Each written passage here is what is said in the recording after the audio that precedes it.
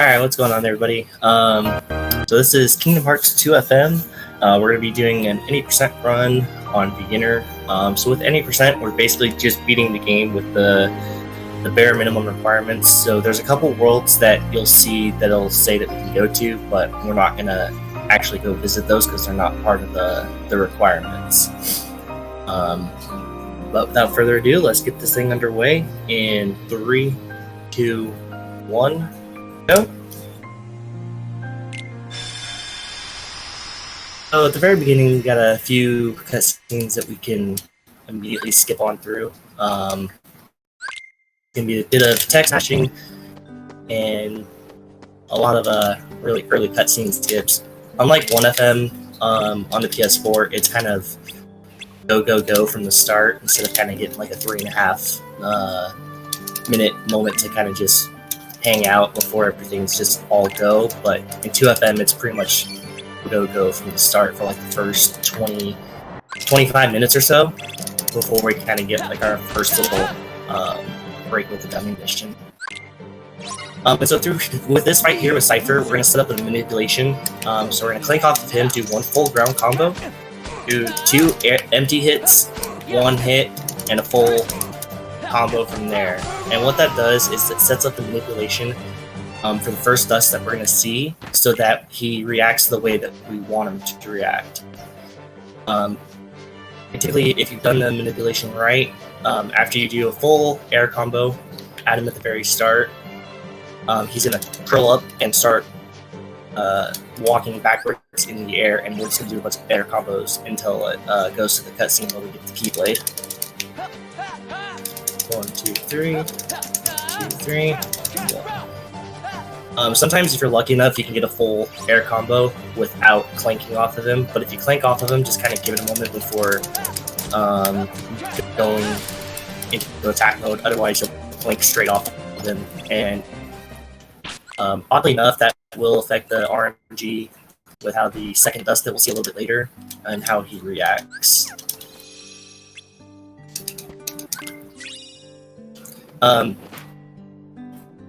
Something that a lot of runners early on don't necessarily know is there's a few cutscenes that you can skip almost immediately before there's any audio cue or before you see any visual cue. And that helps kind of honestly save about 5 to 10 seconds because it's usually about that long before you get any type of audio or visual cue, in which most of the time you're waiting for that before you kind of have an idea to actually skip a cutscene.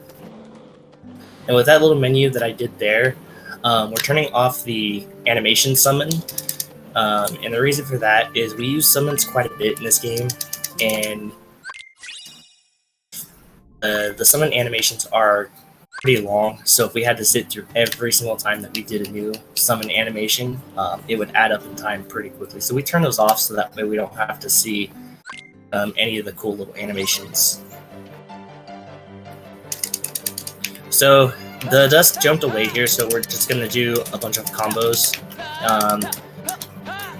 Towards the end, you can do a reversal there, just kind of keep him in place.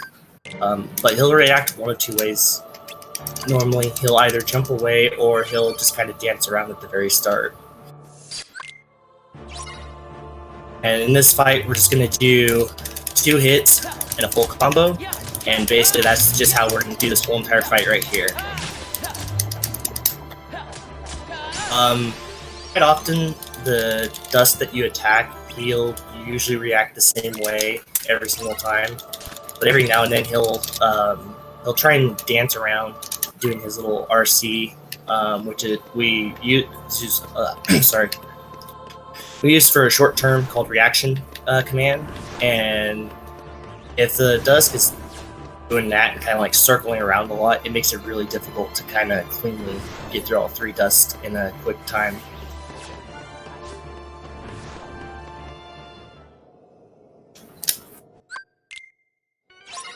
And so we get our first introduction to our tutorial boss, which is basically just going to show us the way of the RCs.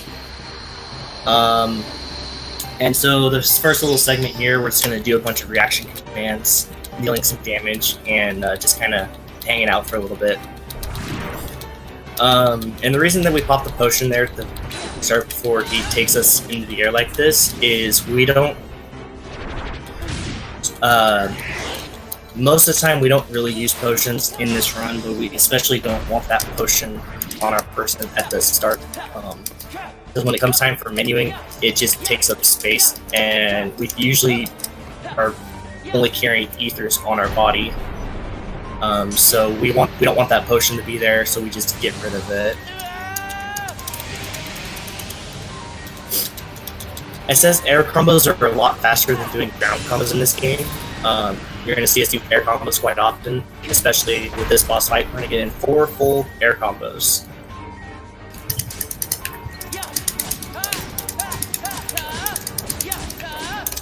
And if you're lucky enough with your inputs, you can get in a little air hit there before he goes away. We're going to do 2 full air combos, jump up kind of high on this. Unfortunately, you get both of them, but that's okay.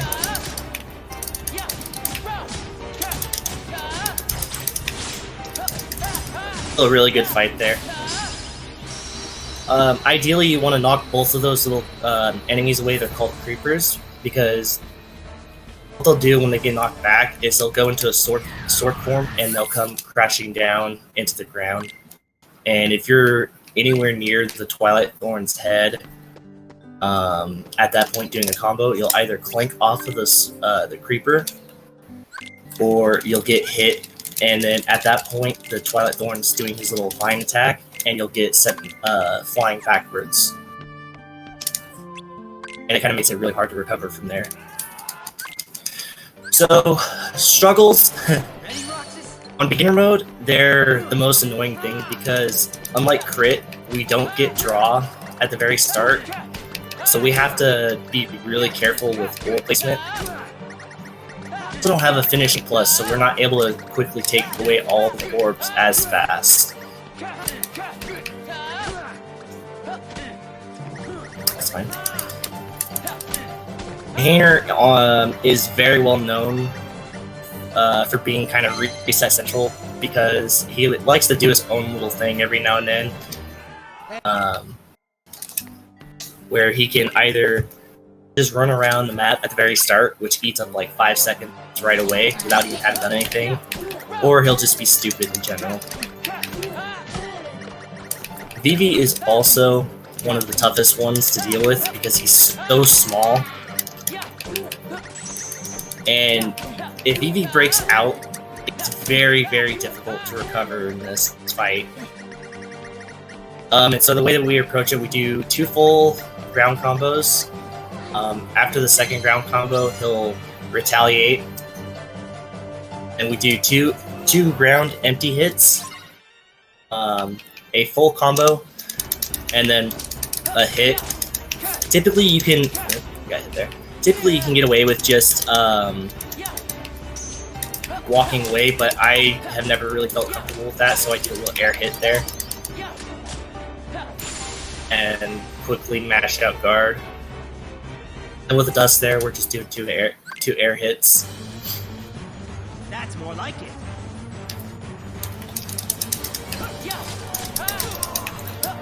So we're just basically doing a bunch of full combos, guarding.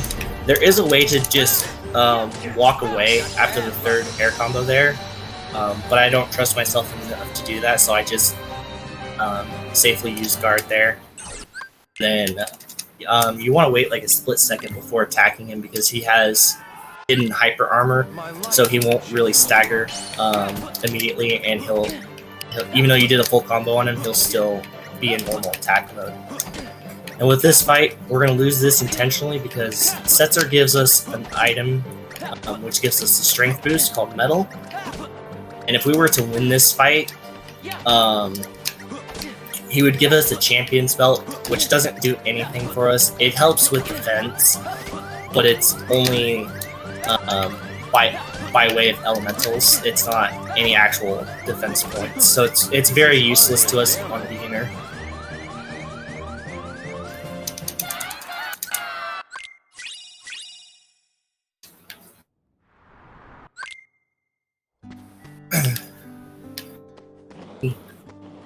struggle fights to me, especially on beginner, is probably one of the harder points of starting out for running because it's so easy, especially for VV, to eat up 35 seconds if you're unable to keep him under control. Oops. So here I equip, I take off guard and put on aerial recovery because a fight that we're going to be doing here in just a little bit is VV. It's called VV clones, and every time that you get hit by a VV clone, it eats up about 5 seconds every time that you're getting hit. At least with aerial recovery, it allows us to quickly recover from getting hit by VV right back into the action. It still eats up a little bit of time every time you get hit, but not having aerial recovery for this, especially starting out, it just eats up so much time.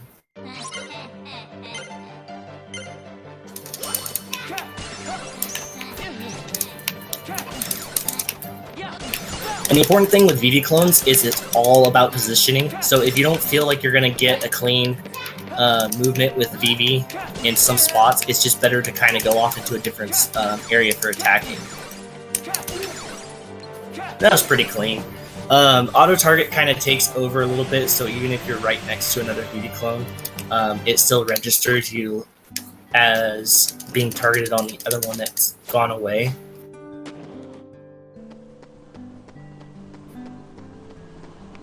Something that you guys have probably noticed by now is we don't really have any form of actual movement in this game early on. So with Roxas, we use the skateboard for early game movement because it's much faster than just running to each zone.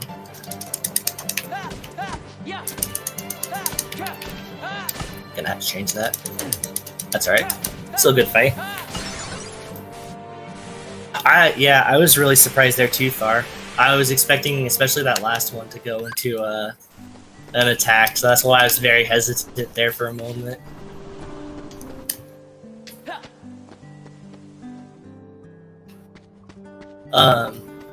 So yeah, after Shadow, so Shadow Roxas is a very tough little fight as well because he's the same size target as Roxas. And Roxas's air combos are very weird, especially when you compare them to Sora's air combos. Roxas tends to jump a little bit higher if you're unable to get like a quick air combo off. So you kind of have to space yourself and time your hits pretty well, especially the finisher, because you can still end up being a little too high when you go to do the finisher, and you'll end up whiffing, because Roxas's finishers are to the side instead of overhead like how Sora's finishers typically are.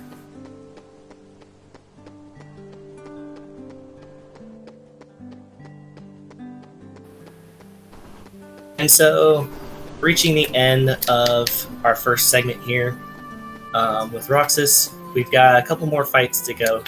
We'll have an alleyway fight, a basement fight, and then Axel number 2. And typically, at least for myself, I kind of gauge my pace of my Roxas section based on the time. I call it the Pence Gate, or the Gate of Pence, because for myself, I kind of gauge that as to what kind of Roxas pace we're on.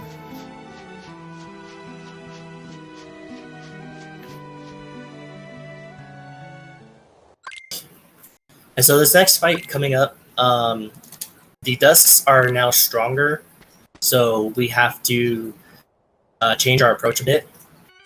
No, they're not strong. We have metal now, so all we have to do is 2 air hits, 1 hit, and a full combo. And it'll be the same way with this other Dusk, but since I've already hit him once, I only have to do the 2 hits. And you can do 2 full combos with him. It's very risky. It just kind of depends on if you're feeling comfortable enough to go for 2 full air combos there. The ideal way is to do 2 sets of air hits and then do a full combo, because when you do a full combo, especially Roxas, he knocks them back pretty far, but there's certain parts in that alleyway where you can kind of pin that assassin up against the wall. So even if you do a full combo, you can quickly follow up with another full combo. It's faster than doing 2-2-3, but it also has its little risk of going wrong. You just have to pay attention to where the assassin's chilling once you start wailing on him.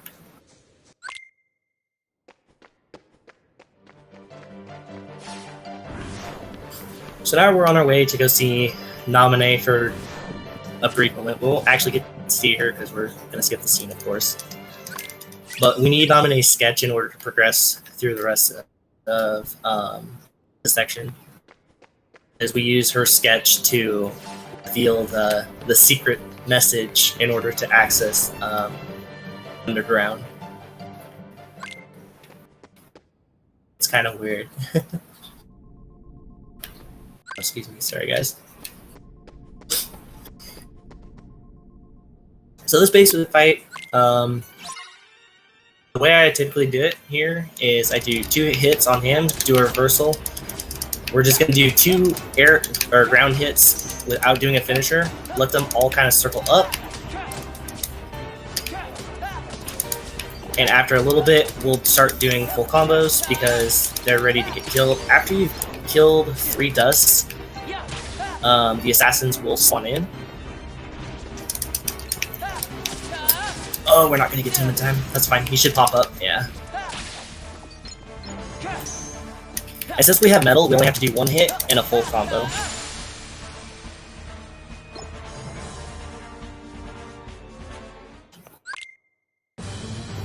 Come here, I'll make it all stop. And with this Axel fight, we're going to start by going off to the right here, doing square, letting it come back down, do a full ground combo, and then do a full air combo.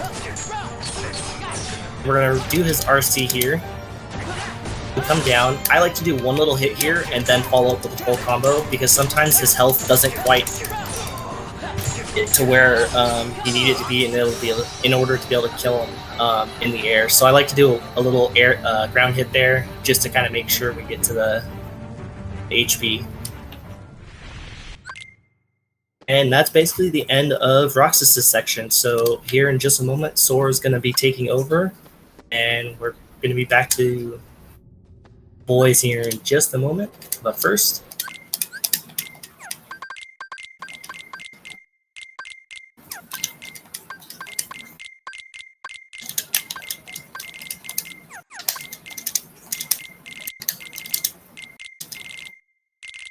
oh, my inputs weren't registering there, but that's okay.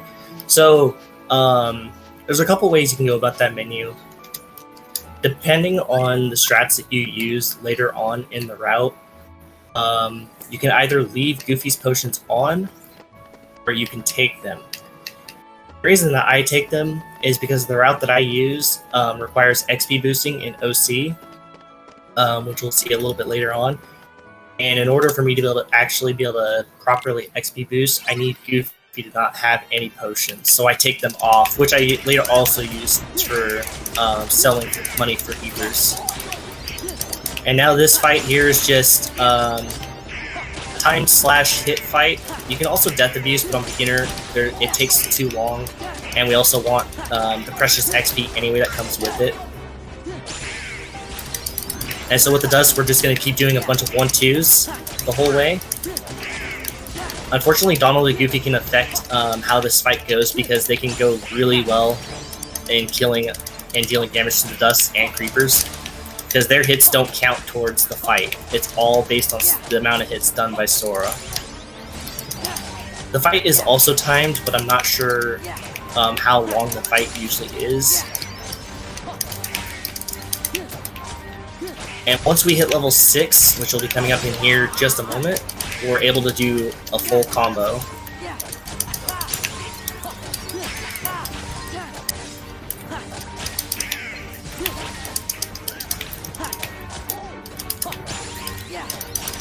And if you're able to keep track of the amount of hits you're dealing to some of the enemies, you can get away with just doing, if like you whiff, then all you need is hits on the creepers to kill him. So now we're off to a fun little section where Donald is either your best friend or he likes to troll you with his thunder. And we also have to deal with shadows. And dealing with shadows without magic is a pain because there's no way to catch them quickly before they go underground. And so a little thing that I've been doing, especially in the first and second portion of the tower run, is kind of prematurely jump, try and catch them after they've already gone underground, because they usually have a very small window to catch them, and sometimes they'll be quick to go back underground even after they've just gone underground.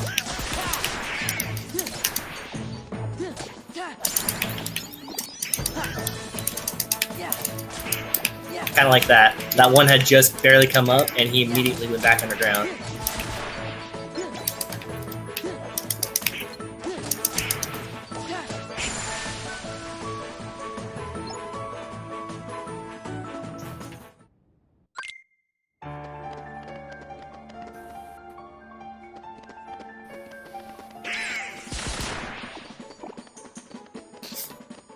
So now we're on our way to the next fight, which will introduce us to soldiers. There's a cool method that you can do here with the cyclone, with the soldier, but I don't really know it that well, so we're not going to try and do it. But I can do the double here. Oh, I didn't get it. That was interesting. Still didn't get it. Huh. Normally when you do that little combo there with that soldier, it gives you the RC to do the cyclone, and you can double up on the soldiers. There's also a method to be able to triple up on the soldiers, but I haven't been able to quite pull that off yet, so I wasn't going to go for it during a marathon. It's not like a make or break, but I don't know it well enough, unfortunately. So now we're going to talk to the fairy godmothers, and they're going to give us a nice new ability.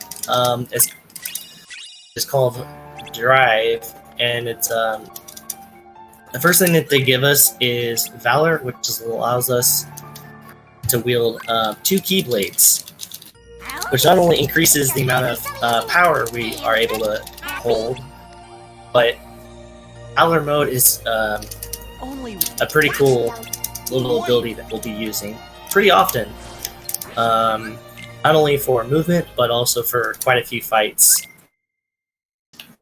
Valor gives us faster movement, and also because of us holding 2 keyblades, we get some unique abilities that come with Valor. And the way to level up Valor is based on the number of hits that you're doing. Well, based on the number of hits. So every hit that you do with Valor increases your increases the XP gained towards the next level. And you want to try, and especially in that pre-Bailey fight, you especially want to get as many hits in as possible.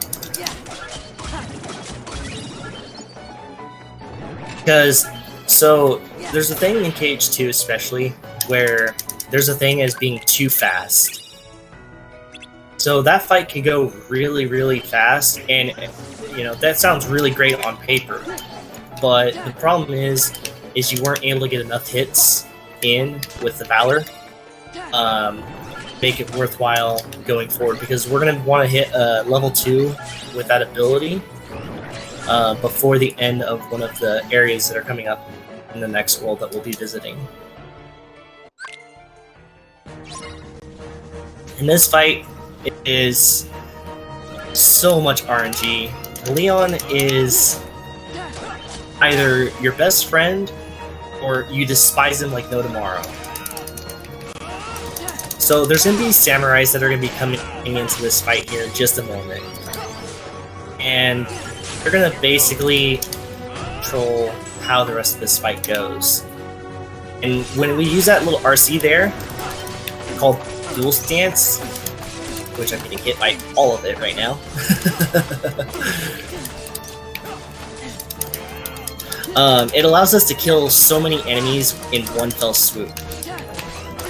And the reason I say Leon could be your best friend or your worst enemy is because Leon, even if you get the RC proc, which is done by guarding the samurai's move, all Leon has to do is hit the samurai once, and that's it for that RC. You don't get it again until you're able to activate it. That was a pretty good Bailey fight. Yeah, Thar mentioned, Valor leveling on beginners sucks, because once again, we don't have a finishing plus. So especially in that first part, we can't just do a ground combo finisher, which is called Over the Horizon, to the AoE rendition, which is the swirling attack that you can do. On crit, you're able to do that Over the Horizon maneuver, which slams the two keyblades into the ground, and do the AoE rendition after that. And the AoE rendition racks up so many hits, like even if there's only 2 enemies within that attack, it still manages to rack up a bunch of hits. I mean, yes, ZK, it is Squall from FF8. So this is kind of a lull period right now in the run, so if there are any donations or anything, now's a good time for those. Sounds good. So I just want to tell people about the charity we're raising money for. We're raising money for RAD. RAD is a non-profit dedicated to removing the 2 greatest barriers to mental health care, which is access and affordability. Their mission is to provide a universal mental health care system to people around the world. Too many people are without mental health care, so they're trying to change it. They have helped over 35,000 people in 133 different countries. And then also just to let people know of the incentives coming up. One of the incentives is for Chameleon Twist, which is the run after this. You could pick the character choice. The character choices are White, Linda, Fred, Jack, and Davy. Currently, Fred and Jack are in the lead, but with your donations, you can certainly change it to the one you want, or put one of those 2 in the lead. We also have a naming incentive for WCW and WO, the wrestler name. Currently, C1 is in the lead, so those are some incentives that are coming up. So, if you want to name the wrestler or have the character choice in Chameleon Twist be something, be sure to donate for those.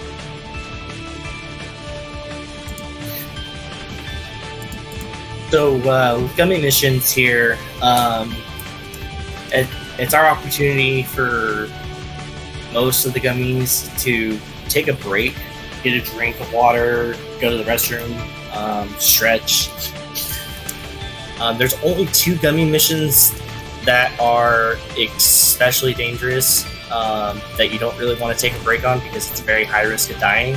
And if you die during a gummy mission, that's an easy, depending on where you die, that's an easy 1.5 minutes to upwards to as much as 3 minutes automatically lost. There's no ifs, ands, or buts about it. You're automatically losing that time because of the auto scroll, so there's nothing you can do about it.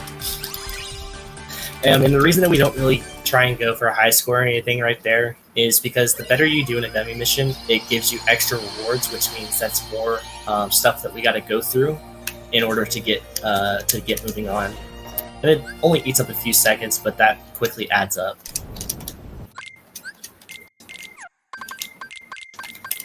So here we're taking all of Ping's items, and a neat little trick you can do is instead of equipping the second both ethers there, you can just auto reload the ether there, because every time that you pick up an ether while we have an empty slot, it automatically puts it on Sora's person. So we only have to worry about equipping it the one time there.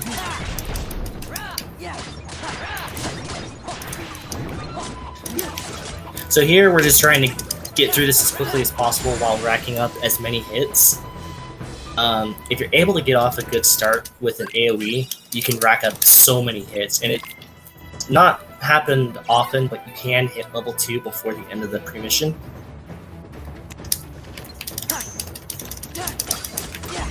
It's fine, we'll target him in here in just a moment. So there we hit level 2, which is really big because that allows us to have an extended period of time in Valor.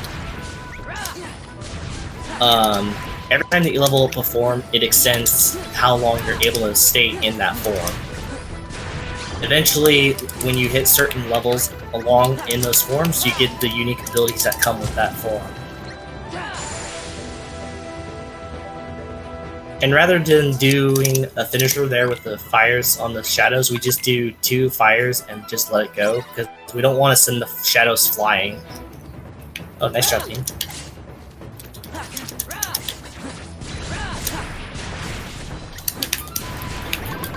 And after that little sequence there, I like to switch over to Donald and just start going to work. I don't think they're spawning.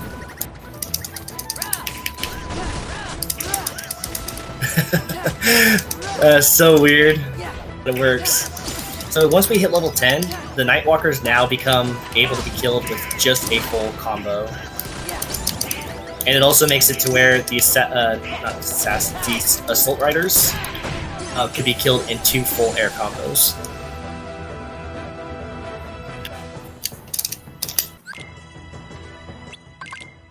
Mission 3 is very famous for shadows being really trolly by going underground, as they just did right there. And again, as I mentioned earlier, shadows can go quickly back underground even after they barely just come up. And so Mission 3 especially, if you're not able to catch a shadow really fast with magic, they're just gonna make it a nightmare to try and deal with.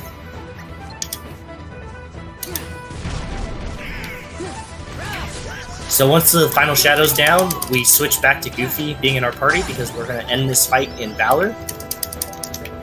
And that was he got stuck, so that was kind of awkward. And we'll kind of get a couple extra hits there in Valor. If the Nightwalker would come up over a little bit sooner, I probably would have popped it a bit sooner. Now we're going to use this Valor movement for quicker movement through this section, and we'll also rack up some more XP in Valor as we're making our way up the summit to the cave fight.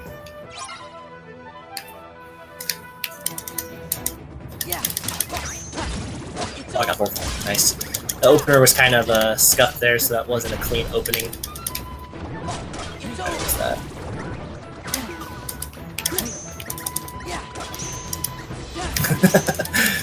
Normally we don't clank that much off of them, but it happened there. And then we're gonna kill this little guy here, because what'll happen is it'll spawn the Assault Rider here, which we use for some extra hits. And we also it's also nice to get that little extra XP.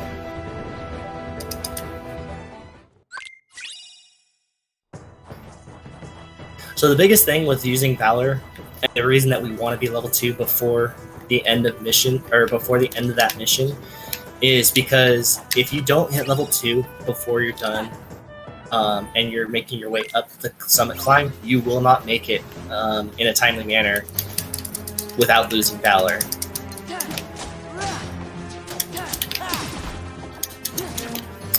And so here we're going to do 2 fires and a ground combo finisher, or a ground finisher. Fire, fire, ground combo. And we're gonna wait for whichever Assault Rider does. If they both do the little twirling attack there, we just wait for whoever did it first and target them. If one of them does not do the twirling, we target them instead while the other one's finishing up their twirling attack. Let's go. And so once again, we pop Valor for our movement.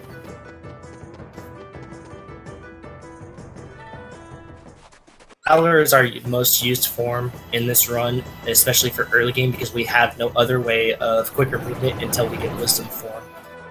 And even with Wisdom form, we still don't really use it a whole lot until Agrabah, so you don't really see it that much. Oops. So here, I'm going to pop all my AP boosts on all these abilities, including XP boost, and we're going to XP boost Summit. So the reason for this, the way I do it, is when you get down to a certain threshold on your health, it causes you to get double XP. And especially on Summit, grinding for level 14 before Hydra, you want to especially be able to get in as much XP as you possibly can, including the level up here. I'm going to take a couple hits there just to play it super safe.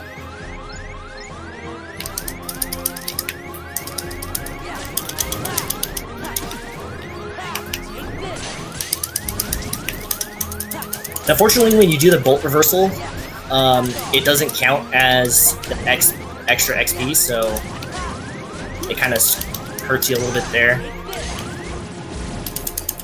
This Summit's not going so good right now.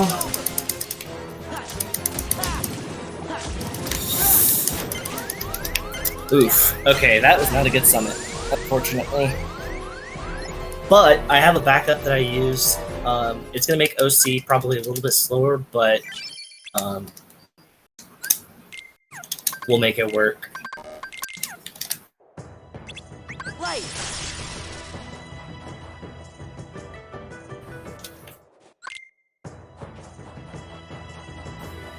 I didn't really get a whole lot of speed traps there, unfortunately. And so rather than run all the way to Shan Yu and the courtyard, it's faster to just warp down to here.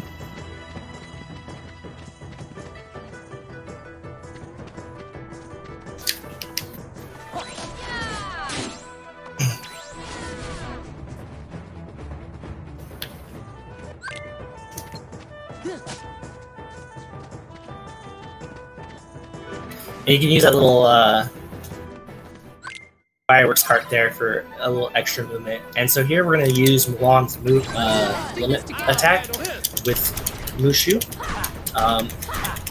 Most of the time this will kill, but every now and then it won't. So you just kind of have to brace for it to not necessarily get the kill. If it doesn't, it's no big deal. You can just quickly pop Valor, end the fight, usually. Let's go. And so now the fun fight in this world is Shan Yu. If your Shan Yu fights are a little bit slower, it's best to set Mulan to party attacks, so she'll target the night walkers. Otherwise, you can just leave her on her normal attack, and you'll be fine.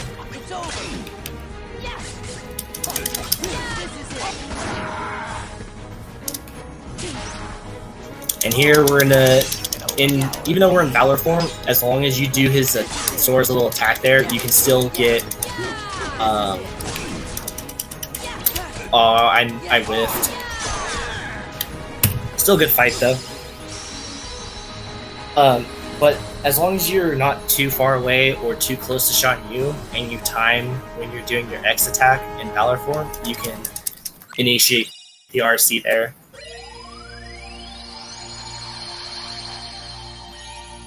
A little thing with that fight is you can actually break Shan Yu.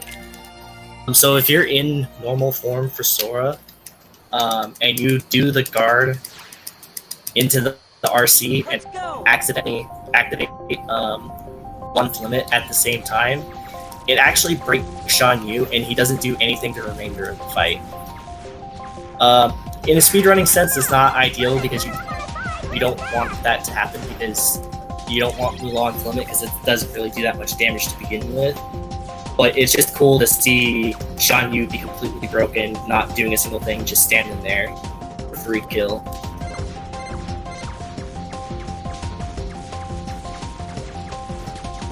Thank you. So yeah, once again, so this is the first gummy that I mentioned earlier that is deemed one of the more dangerous ones that you don't want to typically take a bathroom break on.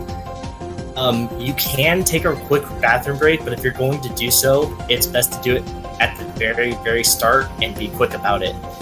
And if you're going to do so, take your controller with you so you can just kind of spin around in circles, because you can actually iframe with the gummy ship and not actually take any damage for some things. But it takes pretty particular timing on some of the rolls in order to not actually take any damage.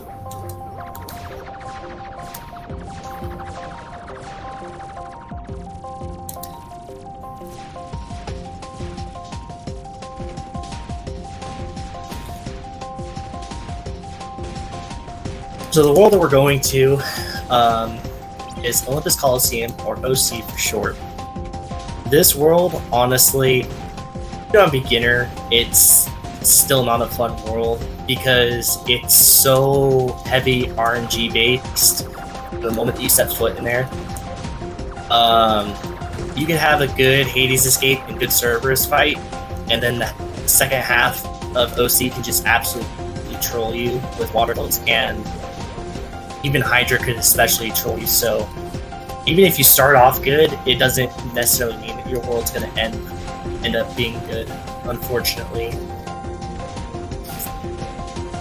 There are some elements that you can control in OC, but there's only so much that you can control in there before it's pretty much just all RNG from there.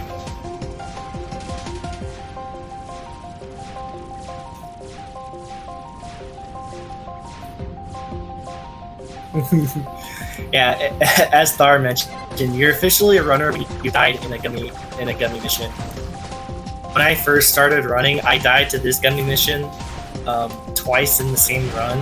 The first time was accidental because I forgot how dangerous this gummy mission was, so I didn't bring my controller with me. And the second time was just me being stupid.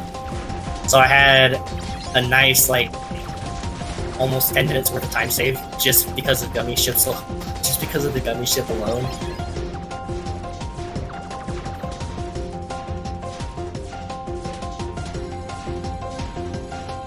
Exactly. Everybody has died to this gummy mission at least once. Even the best runners have died to this gummy mission at some point. And if they haven't died to this one, they've died to the other dangerous one.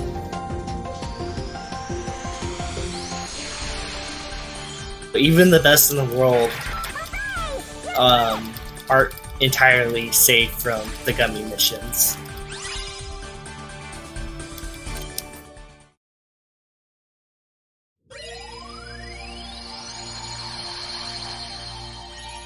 This world too, Donald's also either your best friend or you just absolutely despise him in every possible way.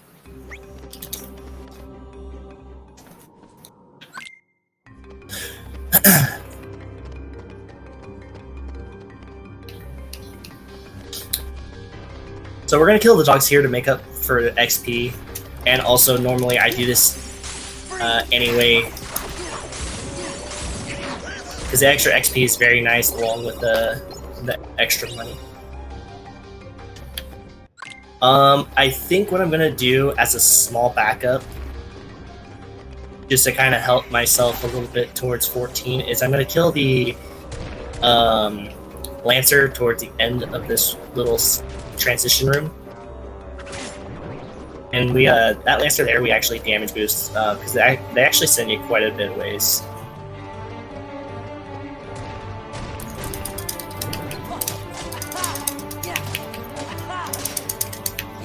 The only reason I'm killing them is just for the little bit of extra XP, because they're worth 50 XP each. I could try doing XP boost again during Hades Escape, but it's also really hard to kind of maintain that. Because you got Orin trying to heal you, it's also dangerous as it is. Because even on beginner, you could very well die on this. It just takes a lot more to get killed in Hades Escape.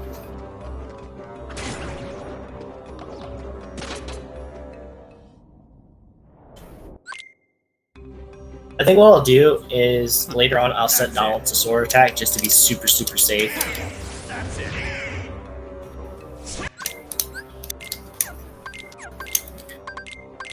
And there's a couple of ways you can go about that menu. You can typically you take off divider, but I like to maintain divider on, as it's very useful in this section, but it can also be really suck having Orin with divider. But Orin's divider does so much damage, but the problem is, again, he has a decent opportunity of sending away the bats, or hitting a bat before the RC is available.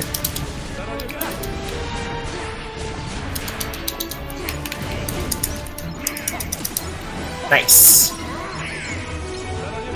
That was pretty good. Thankfully, Hades took a while there to do a fireball. through this whole entire fight, we're pretty much utilizing bat cries because they do so much damage. And we only want to hit the bats once just to kind of get that started.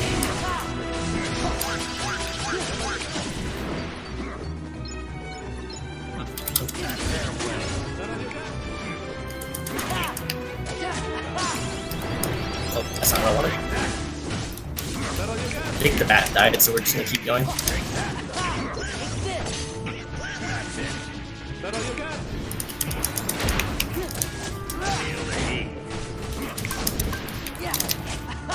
Know your place.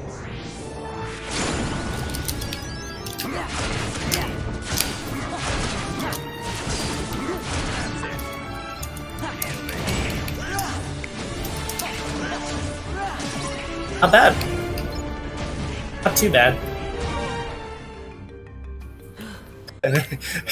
Yeah, that was pretty good. I'm kind of glad that Orin came through clutch there on that first platform because I missed my opportunity for a back cry because of Orin. Well, Hades hit me right before I got the RC off for the back cry, but Orin came through clutch.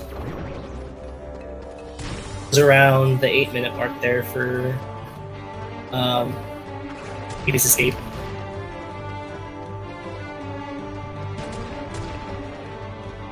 So we're coming up now to Cerberus, and the reason we take the left path there instead of going to the right is the left path is shorter, and we also don't really need anything on the right side as well. So we're just going to do a bunch of full air combos, back off, clank off a rock, RNG. Now if Cerberus, when Cerberus does this little tail attack there, you can cast Blizzard for some extra damage. I don't know what he's doing right now, this is weird.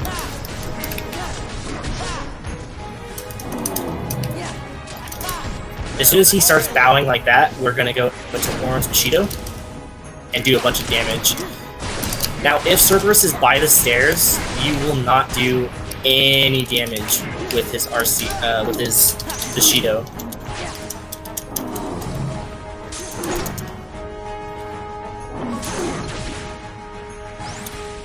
The thing is, even though we're right next to Cerberus' head, we can still slide dash and do a full combo and utilize that combo boost there.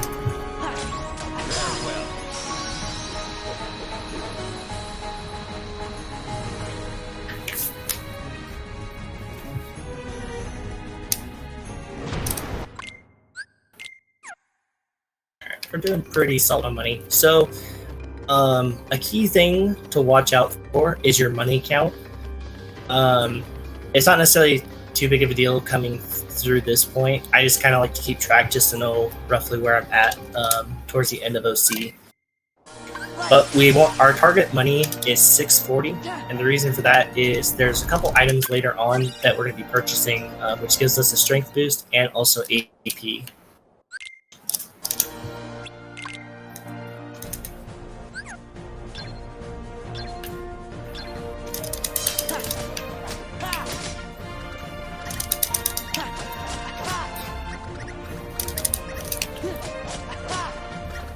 And so with this, we just want to target a couple of the urns. If you're able to destroy multiple urns at once in a combo, it helps you get through that beginning portion quickly. And with this, we're just going to be destroying urns as quickly as we can in multiples while picking up orbs along the way. The orbs, or the urns that spawn in, we want to target those first because they're so clustered together that it makes it easier to take out multiple at the same time. And at this point, we're just kind of waiting for big urn to spawn in. And if you hit a big urn into the smaller urns, it causes all the urns that you destroyed to drop big orbs instead of small ones. And the big ones are worth 10 each, which quickly allows you to get through the rest of the Maniac training.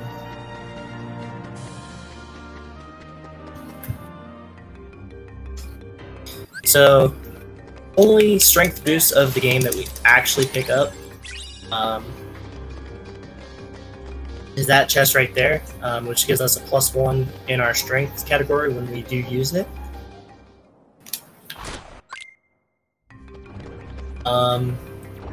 And for another safety XP portion, there's going to be a ghost along the way that I'm going to kill just for some extra XP, because the ghosts are worth 100? I forget. Because we're pretty far off right now, so that'll at least make it really comfortable going into the cave collapse portion.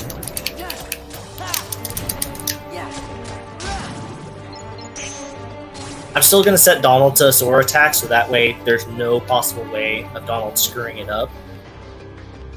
Because even if you have XP boost procced, if your party members get the kill, or you get a kill using an RC, typically, you will not get the XP boost. So Donald's pretty famous for going super ham with Thunder or not going ham with Thunder at all. So it's kind of a toss-up if he actually decides to do it. And I'm just not going to take that chance of doing it, so we're just going to send him the Sora attack, so he's completely out of the equation.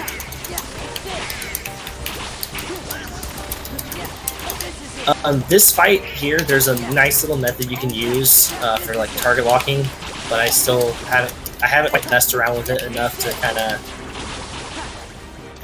get it to an efficient manner. So this little mini game here, it's not really a mini game, but it's like a boss fight, not boss fight.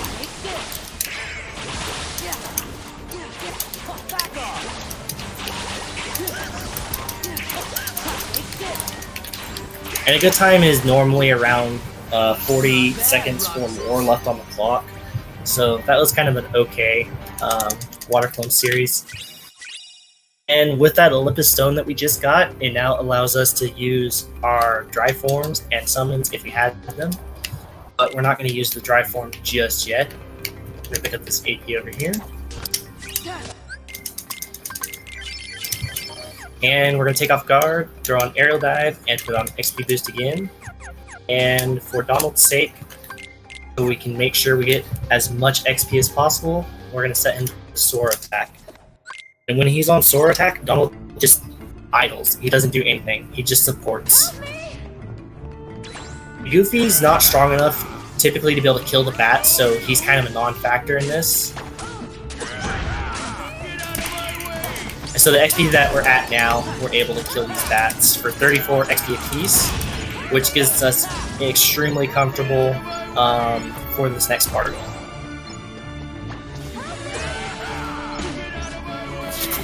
Because our goal is to hit level 14 before the end of this whole entire sequence. Because it allows us to deal extra damage to the Hydra.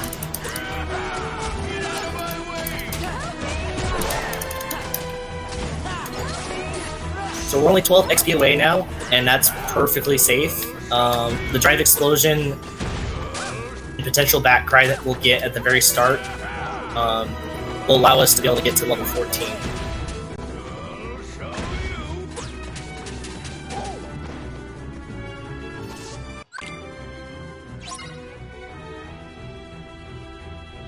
And so we're going to slide dash. Unfortunately, Pete decided to do the pinball, so a couple kills here.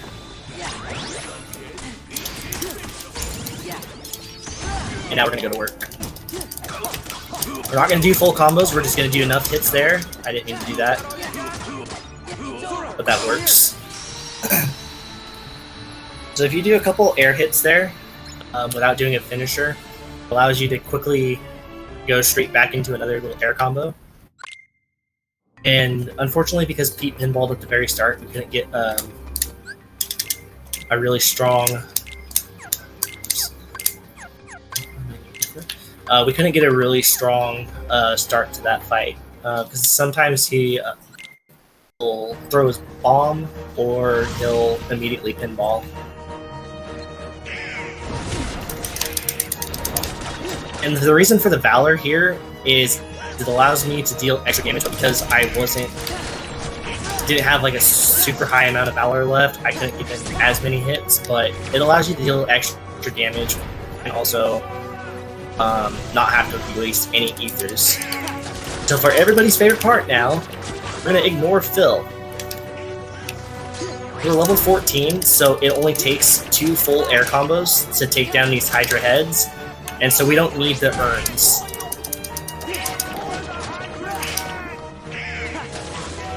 This allows us to also save a bit of time as well without having to deal with the animation.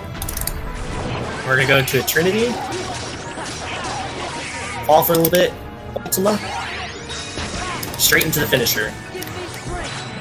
And there are 3 head patterns that we can get, and it looks like he gave us the best one for level 14. No, he gave us the traditional other pattern, but this is fine. This was a really good fight. Really, really good fight. So that pattern right there is one of the better patterns to get. For level 14, it's not necessarily the best, but it's definitely helpful. That head pattern right there is the longest head pattern for Hydra maintaining on the ground. When there's the 3 heads, with the 1 in the middle and the 2 that you saw there being down, it's the shorter head pattern, but it's the better head pattern for level 14 because you can just go straight to work on the middle head. And then there's the worst pattern possible, which is the 2 heads being down, but they're so far off to the side you can't really get any damage.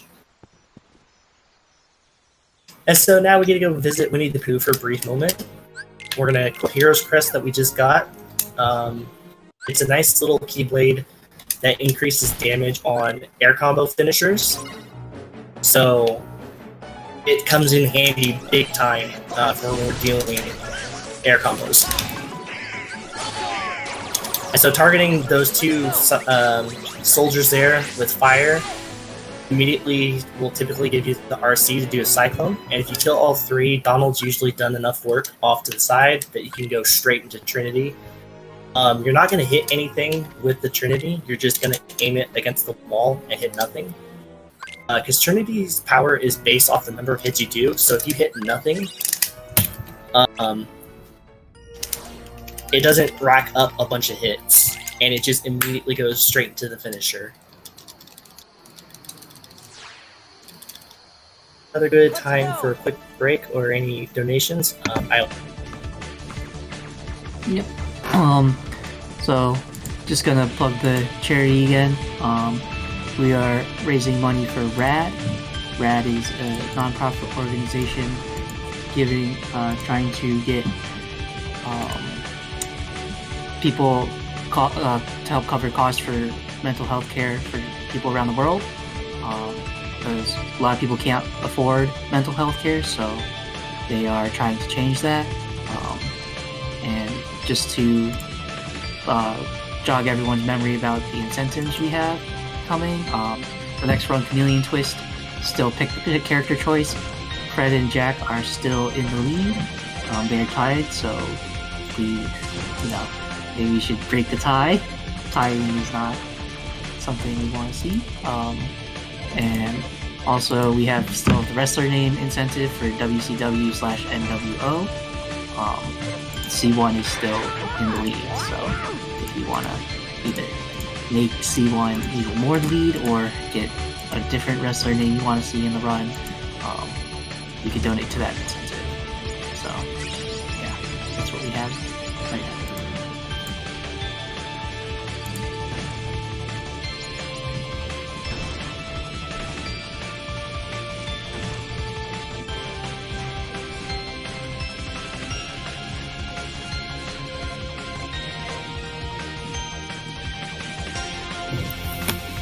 Alright, so with this gummy mission, this is probably one of the 2 safest gummy missions by far.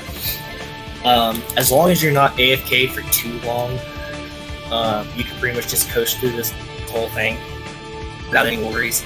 That big gummy ship that you saw me take down with the 3 attacks that I did, I typically just do that just so I can easily coast through this guy right here that just popped up. So if I just wanted to sit here, I really could.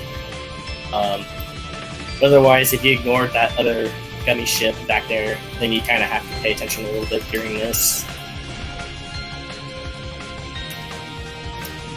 Because this enemy ship, even though it's one of the more laid back ones, you could still very much die on this if you're not careful. It's the same with any of the Gummy missions, but yeah. So we're off to Beast Castle now, which is going to be home to some really cool fights and cool little tricks. A trick I'm going to show you guys, I was actually told and had seen from RC1 himself, and I forget who he had originally seen this method that I'm going to be doing from as well, but he's the one that showed me this method I'm going to be using for one of the fights coming up. It's a really cool method because it's literally, I'm not even looking at the boss to kill him, as long as it all goes right, that is.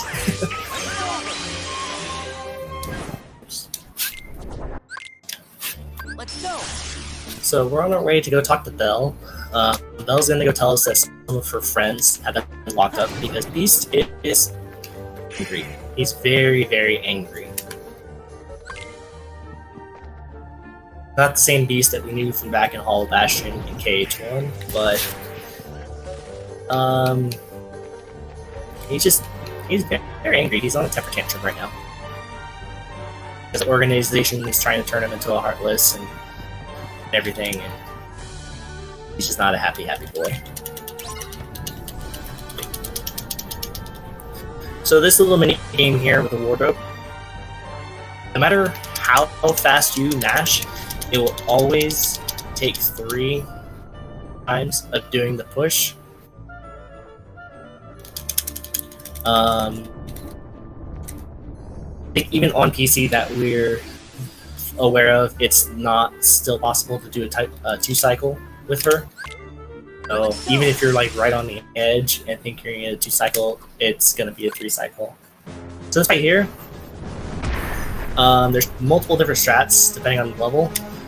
We're 14, so we're gonna showcase a method involving whiffing the initial attack to get the finisher off.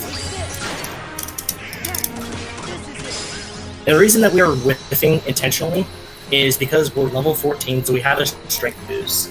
And with that boss, it has a HP gate that if you hit it without being able to successfully kill it like I did there, it goes back into the wall and you have to do another cycle with the door. And this fight, honestly, is kind of the make or break for Beast Castle, because if it goes terribly, terribly wrong and you lose Valor form, you gotta pop a drive recovery that we picked up earlier in Hall of Bastion to try and salvage this world. Otherwise, your movement's not only slow, but the remainder of the fights that we have in this world are also really slow. And this world also kind of comes off into Timeless River, which we'll see coming up after this world. Because we use the drive recovery for Timeless River for some of the strats that we utilize there involving Valor. I think this will do the trick. That no-look strat is the one I was talking about that Thar had mentioned to me involving level 14. If I had been level 13 still, I would have had to do a different strat there in order to be able to get the 1 cycle.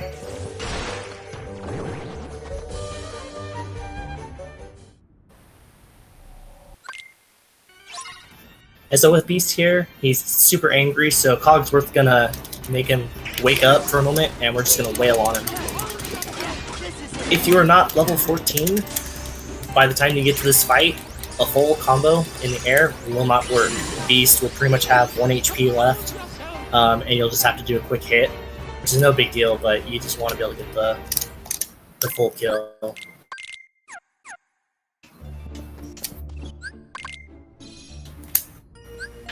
We're going to do the save warping here. Talk to the wardrobe, who's going to tell us about Belle being in trouble.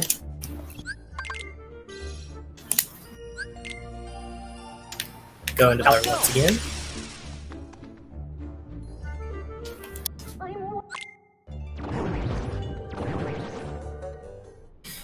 And this fight also is pretty tricky, especially on beginner. we don't want to over damage him. And so from the very start, we're going to run backwards because it allows him to do this right here that he just did with going underground. Instead of going, if we ran towards him, he would have gone straight into the window there. I'm doing a strat what's called windowless cycle. So when we do enough damage without over damaging after taking him out of the chandelier, we can get him before he has a chance to go into the window, which allows us to follow up with this right here. So we're going to do a finisher and revert out of Valor. And we're going to go into Trinity after that. Do one air hit, the second half of Trinity, full air combo, and we're going to whip. Full air.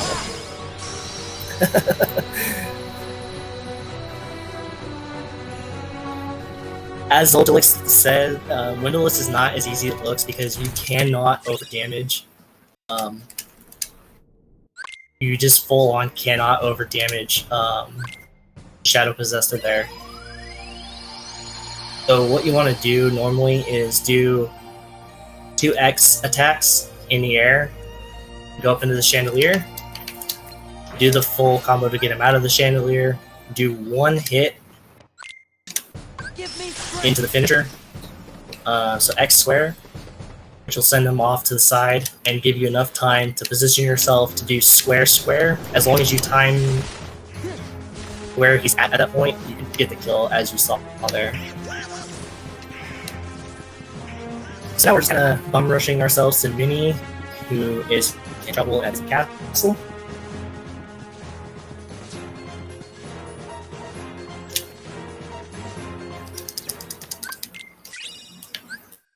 And everybody's favorite part, push that mouse! This way. Let's go. So there's a little fun thing with this. We can actually push me along this wall here. Let's go. Instead of having to do the traditional calling. But we have to be careful because when she does her faith movement, if she goes straight off to the side, we'll end up pushing her off the side as well. Let's go. Which is very, very bad because it makes it really difficult to reposition her. If she does the faith attack in the direction that we're going, then we're kind of able to continue pushing her.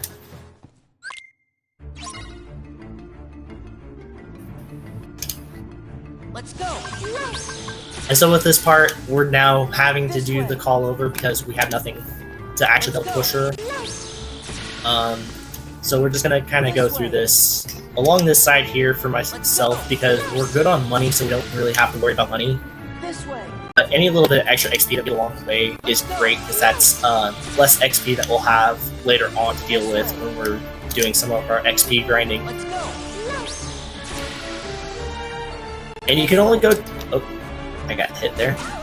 You can only go so far away from Minnie before This way. he kind of yells at you. So what I like to do is I go a little bit of ways and then call her. This way. It takes a little bit of work to kind of get down the timing of when she'll stop to kind of be able to position yourself to be able to do the faith call in a good spot and be able to continue the transition. This way. Let's go.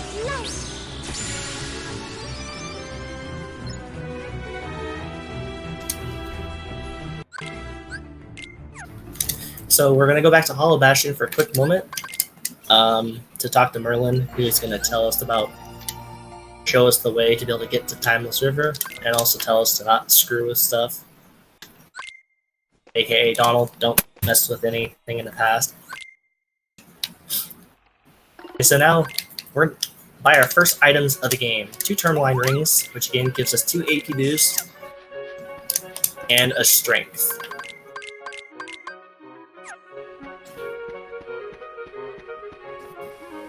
And so since I'm not quite level 3 yet, I'm not going to do a full air combo here to end the fight quickly. I'm going to do a couple air hits here. Oh, never mind, I'm going to end the fight. So for myself, what I like to do is if I don't see level 3 pop up pretty quickly there, as soon as I start that fight, I'll do a couple air hits, lay off, and then go into another series of air hits to end the fight to try and get in just a couple extra hits.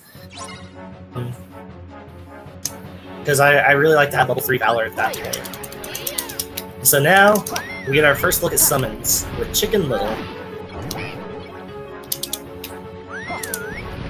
gonna have to kind of do this a little bit different, but that's okay.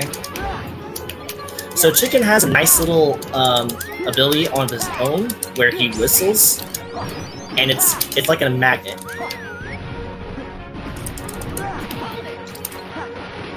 So you basically get magnet without actually having to worry about having magnet on your beam. And so we're going to be utilizing Chicken Little quite a lot through these next few sections here because of his whistle ability. Depending on where Chicken Little spawns, in some areas you kind of have to backtrack because Chicken Little's whistle is based on where you're at in a proximity to where the enemies are at. I need you. Thank you, Chicken.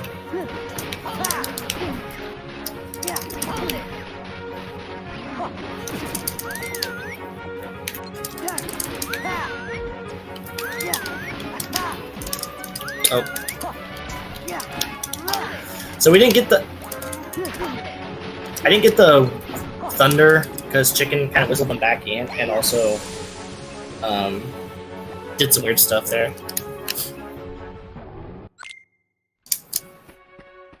And the reason that we do the windows out of order is because at that point we hit level 18, gives us reaction boost, which is very key to this fight. Because reaction boost in this fight does so much damage to the hammers that it kills them.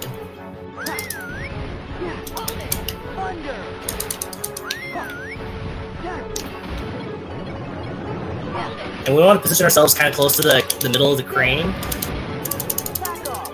Oh, I'm too low. That's fine. So if you end up being too low, it's no big deal. But if you're able to get a fire off, you can immediately RC, which gives you the insta-kill on the hammers. But because I was just a fraction too low on the crane, I couldn't get the RC once again after casting fire. And this is the only room that we don't actually use Chicken, because after this fight, if we had used Chicken Little, he would be on the field. And we don't want that.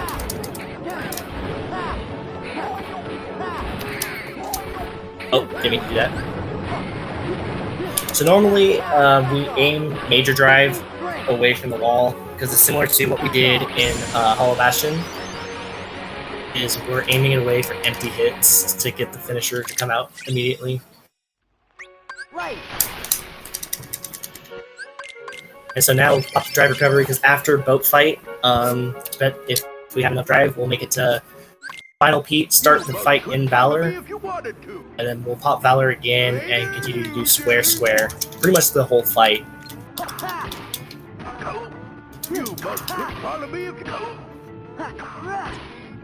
We're also going to pick up this chest here. It's a synth item, which we use to take to the Moogle shop so we can get ourselves an elixir.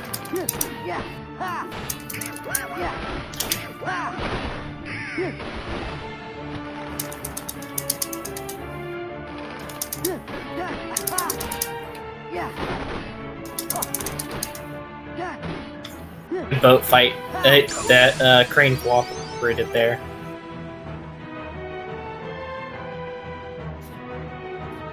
And since we have tons of Valor left, we're going to start this fight in Valor.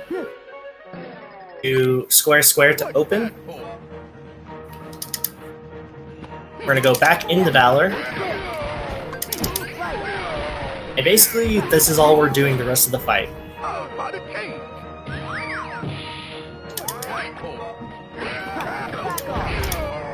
Donald's helping us out a little bit in damage, but also if we knock back the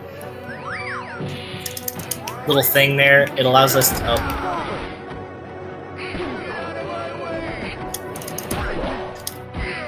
Unfortunately, mistimed that one there.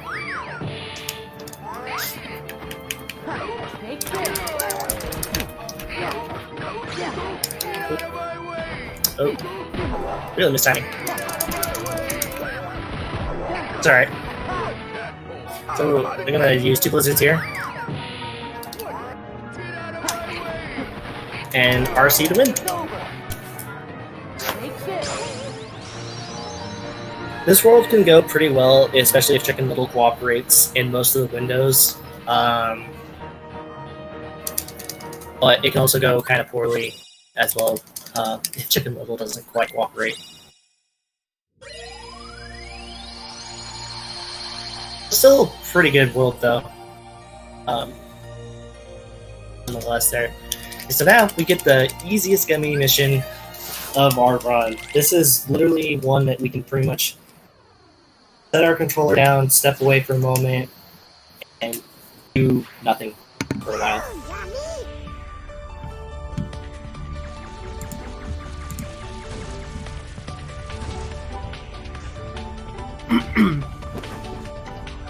Okay. So while we're doing nothing, just gonna say once again, we are raising money for RAD, which is Rise Above the Disorder. Too many people are without mental health care, so they are trying to change that. They are dedicated to removing the 2 greatest barriers to mental health care, which is access and affordability, and they're trying to provide a universal mental health care system to people around the world. They've already helped more than 35,000 people in 133 different countries, so we are trying to help support their goal. So upcoming incentives we have, we have the Super Mario Galaxy 2 The Perfect Run 242nd star of the game. Currently we are $10 out of 50 of beating that incentive. You still have about 6.5 hours. We still have about 6.5 hours to meet that incentive, so we got some time for that. After this Kingdom Hearts run, we have Chameleon Twist Any Percent, where we have the poll to pick the character. Currently, Fred and Jack are still tied, and Linda and Davy are right behind them, and then White is in last place. So, for whichever character you want to choose, please donate for that. And then we also have the WCW NWO character name, or the wrestler name. C1 is still winning, so if you want to keep C1 in the lead, donate for C1, or if you want to see another name for a wrestler, you can donate for that. So that's what we have for now, and I'll give it back to IBA. Yeah, speaking of those incentives, you guys definitely should check out some of those nice incentives, especially the polls. The Perfect Run, I've seen it in, I don't remember where it was I saw for a previous run, but that is some intense stuff. It is probably the hardest star in the game to get, and it's really cool to see someone be able to pull it off in a run. So you guys definitely should donate for that incentive if you guys want to see some really cool stuff. But yeah, this has been an amazing event so far. I'm definitely having a blast. I will catch a few runs when I woke up this morning, so, and I was really impressed with that Castlevania, especially since they're saying like that's not something that they often see, especially in the speedrun setting. So that was pretty cool that he was able to pull it off in the first try.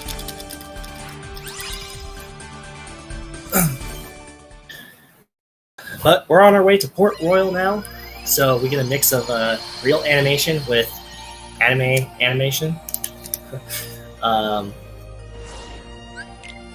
It's a pretty interesting world. This world is it's pretty much almost nothing but Chicken Little, but like 1 or 2 parts.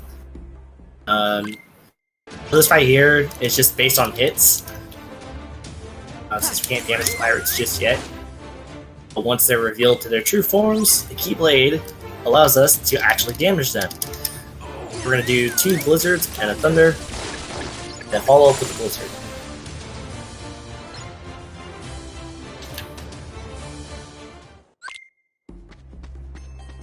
And this next little fight is where The positioning to Chicken Little based and also based on where the enemies are at comes heavily into play in how Chicken reacts. So we're gonna stay here, do our fires. While he's doing that, run back, go back to our original spot, do those fires, do fire, fire, and Chicken reacted a little bit late there with that, but that's okay.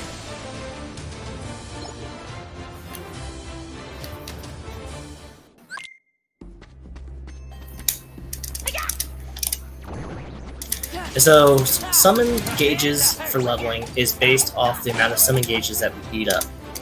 And since we use Chicken Little's FPS mode there, it eats up all 3 bars, which gives us 3 more bars of XP on our leveling. Now, most boat ambush fights we wouldn't normally do. I'm beginner for this one, because we're in a good position to utilize Chicken Little, and it's also really good for the XP as well. And that pirate has a chance to drop an ether, and if you're lucky enough to get an ether drop, you've pretty much hit the lottery at that point, because that's a bonus ether in your pocket that could come in handy for a future use. And now we're in another little grind session. It's a minute grind. I use this opportunity for both summon, XP, and money grind.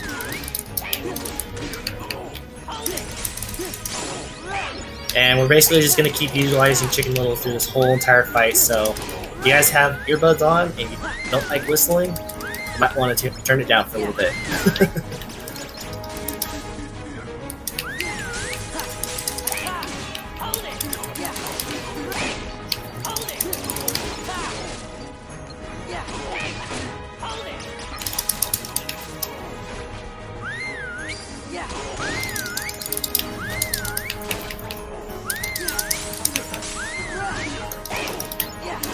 And the cool thing is even though it's not a full bar, every single time that number changes from 3 to 2, it counts as an experience point for the summon level. I'd be able to get one more. Nope. We're just gonna do FPS again. A pretty good grind session there, both money-wise and XP. Especially summon-wise, I like to try and get in a little bit extra XP for summon grinding as well. It comes in handy for later on. This is on PS4.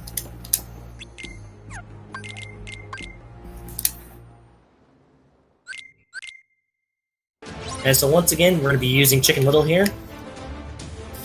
Fun fact that a lot of people don't necessarily know when first starting out is if Sora gets hit by the bombs or the cannon fire that comes in, when Chicken Little retaliates, Chicken Little becomes broken because there's no actual target with the cannon fire, so Chicken Little just sits there doing hold it the entire time. And if you're not in a good spot necessarily, you're not going to be able to really do anything with Chicken Little.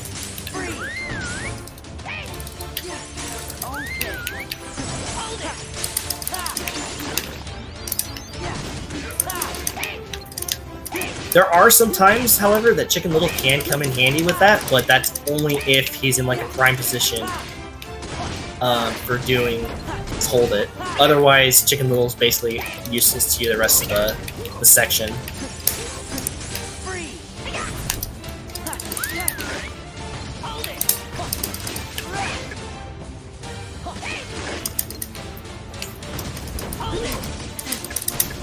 Bad.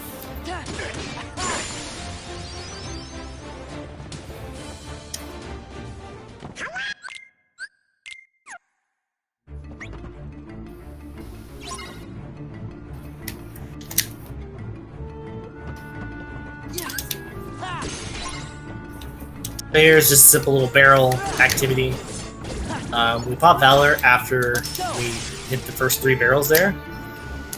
If Goofy cooperates with the pirates, it allows for an easier time to breaking the first 3 barrels. Plus, you can sometimes get a little extra XP.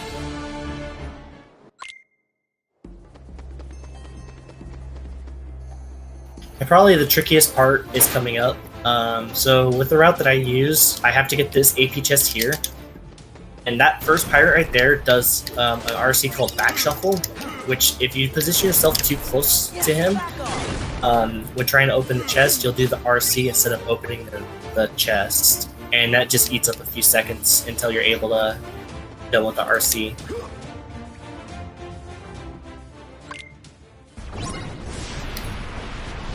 And this fight here is just very, very RNG with where that guy spawns. And from there, I do 2 full air combos. I do a little bit of a ground combo. Knock him up into the air. I'm going to reflect. Reflect.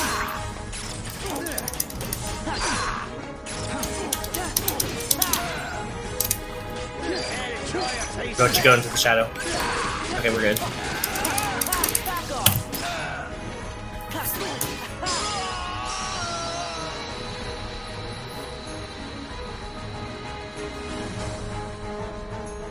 If Barbosa goes into the shadows, it's the worst possible scenario, especially at that point. Because he starts acting really weird when he starts getting super low. The reason I do the full 3 combos there are, well, the third combo is not a full combo, because if you try and do full combo from there, he retaliates. But 3 full combos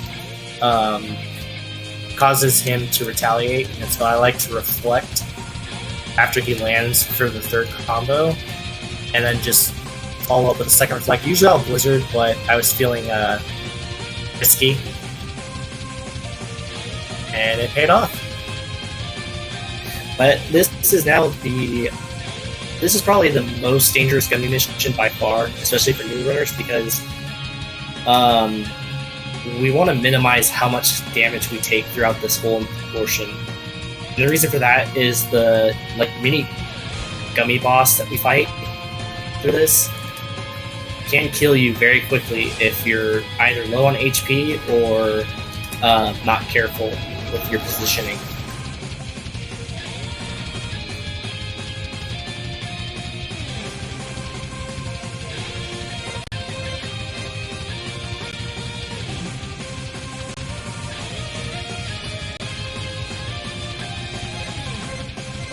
And yeah, so we're kind of an old period too. It would do donations if there are any or anything like that. Okay. So just updating. For the incentives, for the naming incentives, we still have Fred and Jack tied. For the chameleon twist, which will be right after this run in a couple hours, or less than a couple hours, but yeah. So Fred, Jack tied, Linda and Baby are still second, and then White is last for the incentives. And then after that, we still have the wrestler name, which is still C1. So if you want to change those for the upcoming runs after this, please donate to change. But yeah.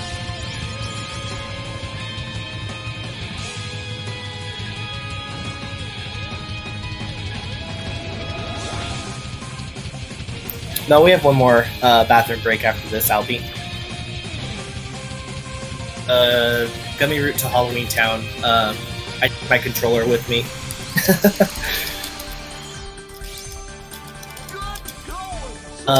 So this world that we're coming up to, Agrabah, is our first part where we introduce Wisdom Form to the mix for utilizing movement, and also it's level grinding.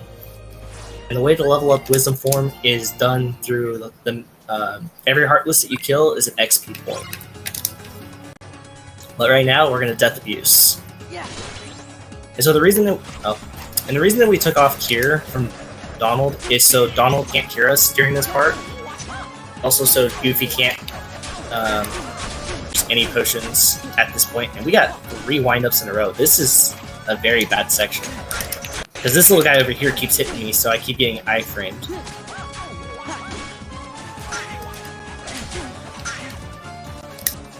So now we're going to sell all our potions, and we're going to buy as many ethers as we can. We got a total of 11 ethers, which is really good. I usually will use 2 ethers during boat fight back and port, but it also depends on how the flow of the fight's going.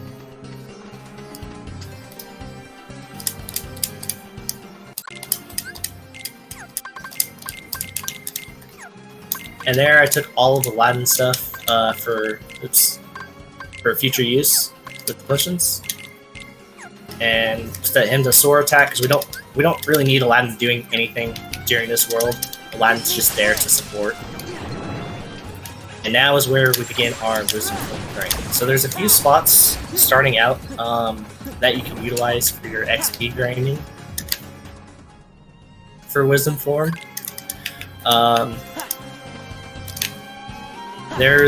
You want to try and be level 2 with wisdom form if possible before you enter Cave of Wonders.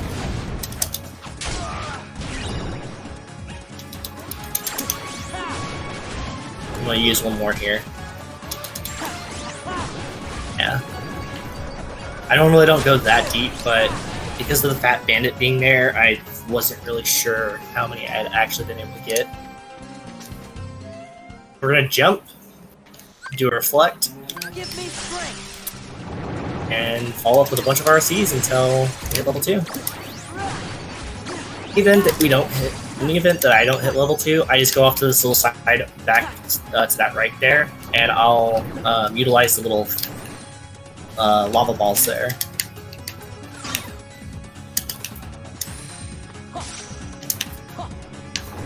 But Quick Run is our fastest form of movement for any percent, and even for all worlds, I'm pretty sure. So we're going to see a lot of Quick Run being used once we acquire the level 3 form for Wisdom. And there's a few spots where we'll actually pop Wisdom form purely for movement, but otherwise we're going to be using the ability itself for the movement.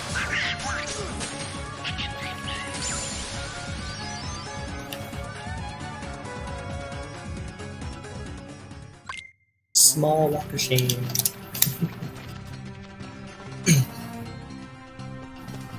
So this descent, I like to preset Trinity on the first little fall there, and we're just gonna force retaliation from all the ads, except for Fat Bandits. They'll do their own thing here.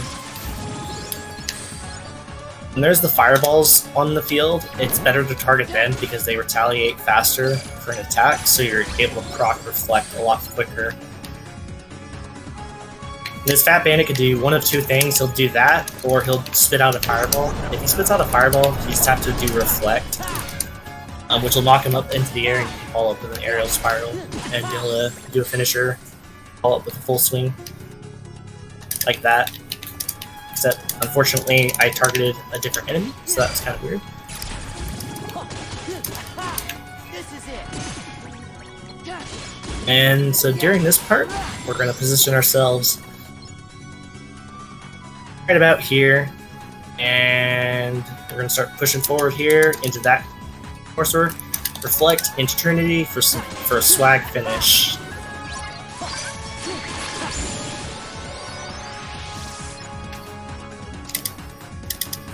Once again, we're going to pop Wisdom Form just for some movement, and then we're going to also finish up our Wisdom Form grinding with the 50 Heartless right here.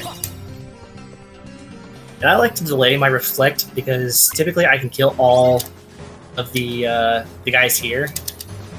Very rare that I leave one of them on the field. But pretty much with all the reflects going on, it's going to force the retaliation of these guys. As soon as I hit level 3, I revert and start getting my drive back up for being able to have Valor after this.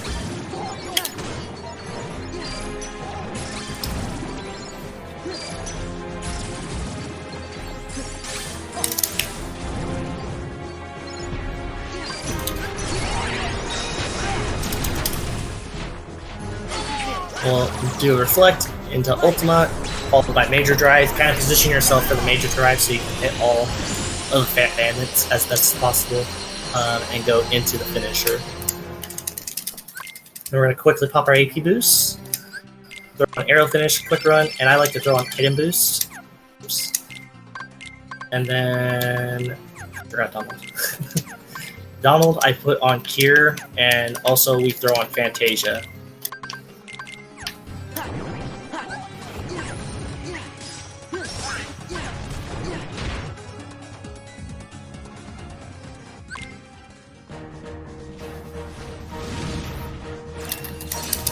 We're going to go into Comet.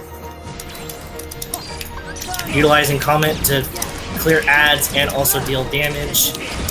These Fire Lords and Ice Lord have HP gates to where they break off.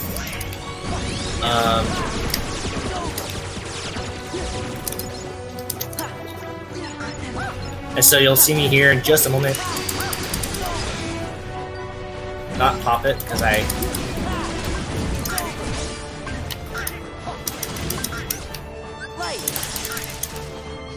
screwed up there. But the nice thing with the Fire and Ice Lords is they obviously conflict against one another, so they can actually kill one another on the field.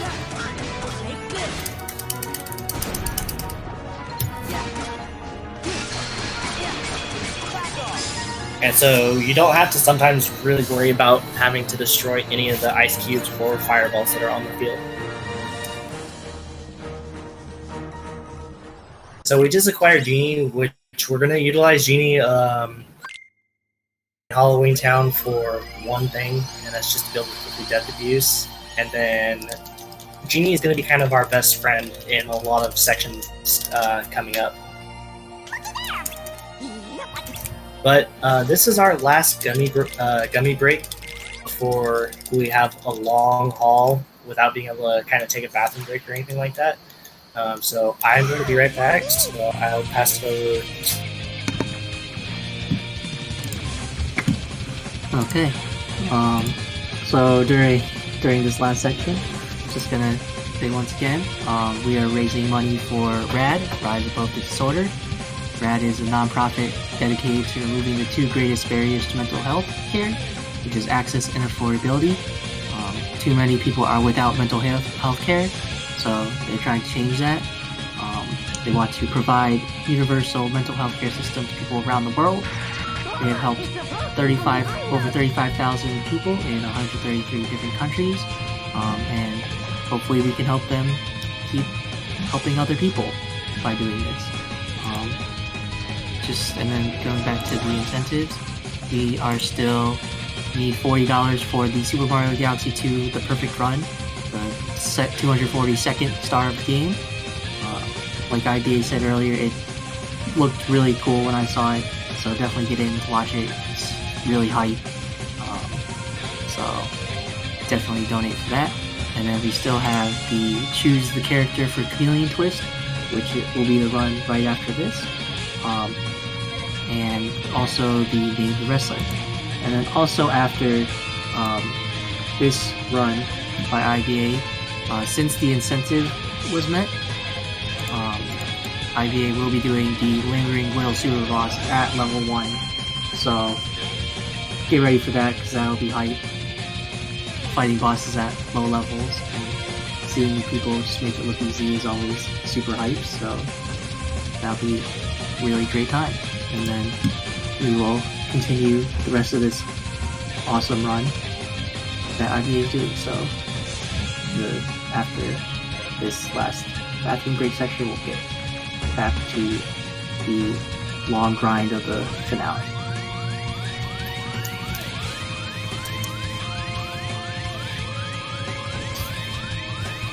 Alright.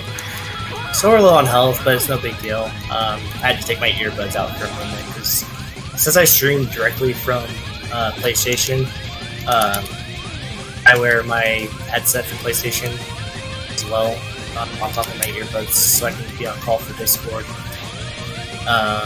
So it gets a little uncomfortable after a while, so I had to set down the controller so I can take them out for a bit. But yeah, so we're on the Halloween Town now. It's a pretty fun little world. It's also home to one of the worst auto-scroll It's not really an auto scroll, but it may as well be. There's basically nothing. One of the fights, there's basically nothing we can do to speed it up any more than what we're able to get done. And it's also an RNG that's on top of that a little bit later in the fight, and I'll go over that when we get there. But we're on the Halloween Town, and we get to see our good buddy Jack Skellington once again.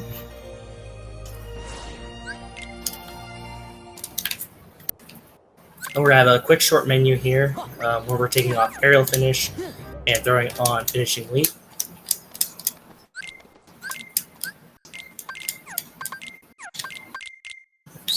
And that's our menu there. We're going to bring out Genie, and the reason we're bringing out Genie is so that way Goofy and Jack can't attack the enemies and we can just leave the death abuse.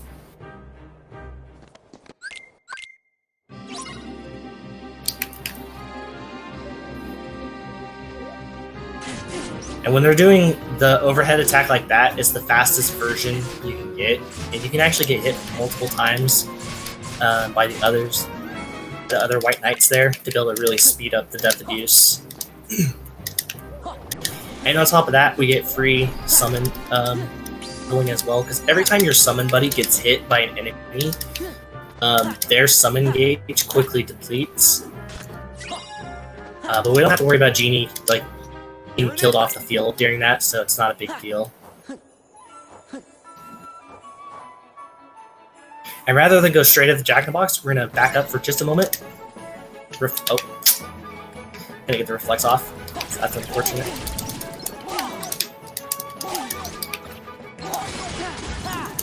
That's fine. So before those Jack-in-the-Boxes that spawn in have a chance to touch the ground, you want to go straight into Dance Call. Thankfully, we're still in a good position to kind of pull both of them in. And we're just going to do Dance Call the rest of the way. We end the fight with on the very last part of Jack's finisher for the Dance Call. You automatically skip the cutscene where Donald says Christmas is in trouble. Not really much of a time save, but it does kind of help in its own weird way. Because then you don't have to worry about skipping a cutscene.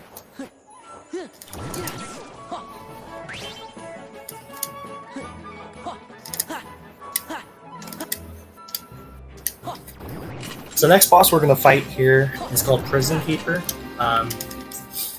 It's a nice little Heartless that Maleficent lent for the kids. And this fight can go many ways. I've kind of grown to not... He did. I kind of really grown to dislike when he absorbs Locke first, because Locke backs up. And so at the very start, since we don't have a wall to quickly hit him up against the wall, he kind of runs away from us really quick here. Because all he does is back up the whole entire time. And we're going to actually use Dance Call here. Try and get in as much damage as possible here. Because Dance Call actually will stun lock him, allowing us to get in a lot of damage here.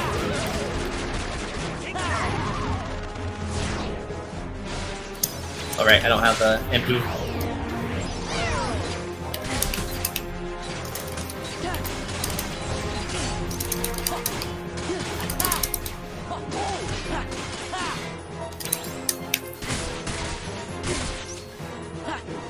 Thing. Oh, we are. Oh, running away again. Yeah, at that point, I like to pop Valor and just start going ham on him.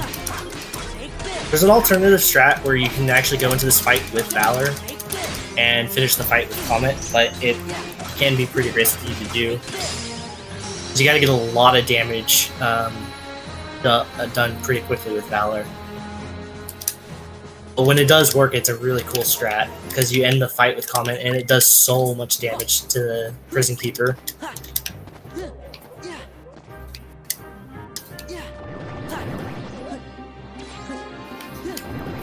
And so now we're on our way to Oogie, and rather than go through the one transition room to try and get to here, We just save warp because it saves a little bit of time.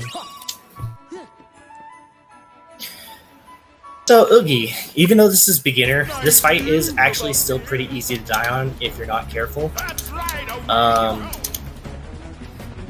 This fight, it's pretty much about 3.5 minutes of this. There's really no way to speed it up any more than what you got. There's a few cool tricks to help speed it up, but that's about as fast as this fight can really go. If you die, it's a pretty decent time loss, because then you got to go through this whole sequence again. Oogie has 2 HP gates that we got to go through. We just went through the first one, so now we're going to be on to doing presents. There's a cool little chicken little skit that you can do to only get presents one time during this phase, but I haven't quite worked with that enough yet to be able to perform it successfully, so we're not going to do that in this run.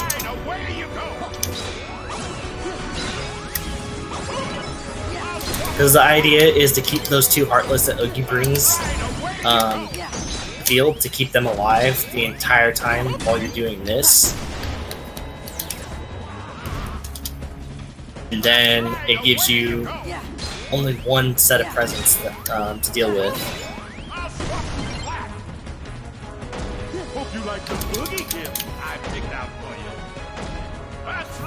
We're going to use Dance Call once again for damage and also to the Heartless under control.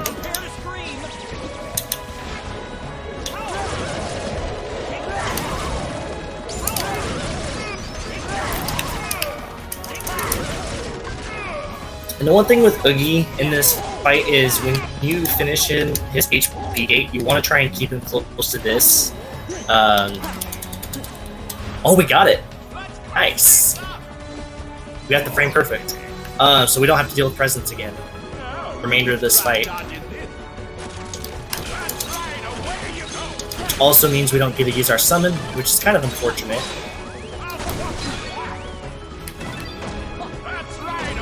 Actually, we're going to still use our summon here. It's an extra XP.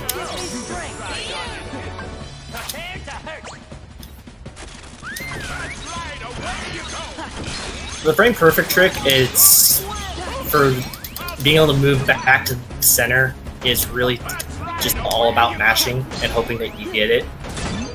The cool thing is we got Oogie to move once here, so we got really good RNG this time. That was really good. So Oogie, after he moves once to a side, he can either move only 1 time back to the center, or he can move twice to the other side.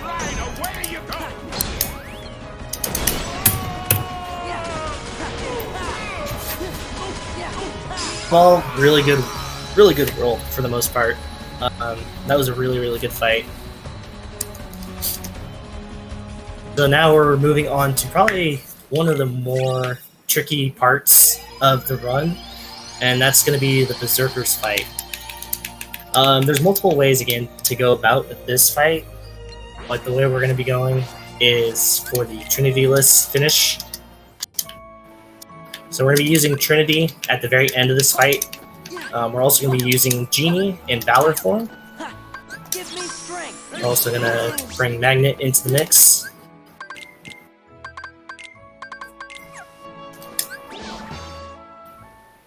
So we're going to slide dash forward, and we're going to go back a couple steps.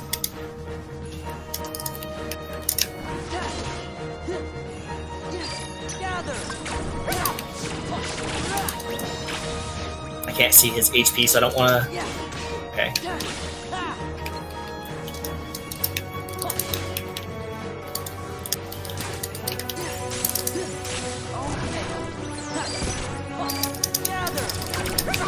Oh, we didn't get it. That's fine.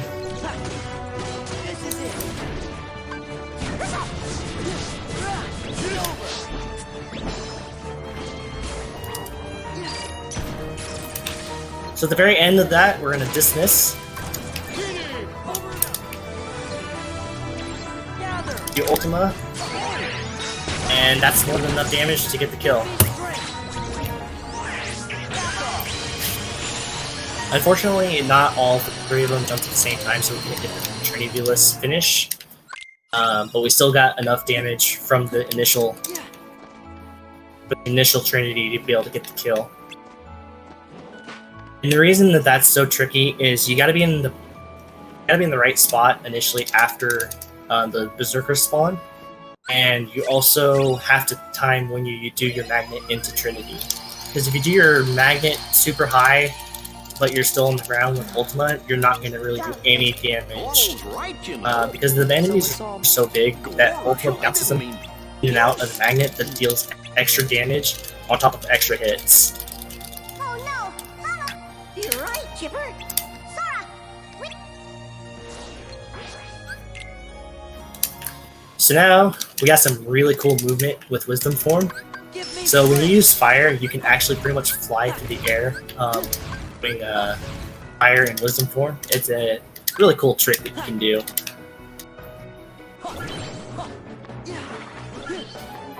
There's some really cool stuff movement-wise that you can do with Wisdom Form.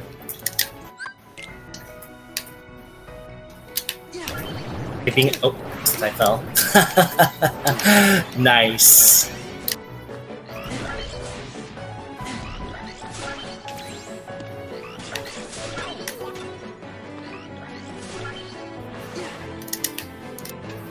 That's right. So the goal here with Wisdom Form is to make it all the way to Space Paranoids in Wisdom Form, so that way we maintain our drive going into the start of Space Paranoids. Because if we lose our drive before then, it's a huge killer, because then we don't have any form. Not only for being able to use Limit Form right away, but we also can't use any movement, can't summon Genie. There's a lot of downfalls there if you fail to make it to SP without... We're going to cut this dangerous... Well, no, we'll be fine. As I say, we're going to cut this pretty close since we had a little trouble there with the steps.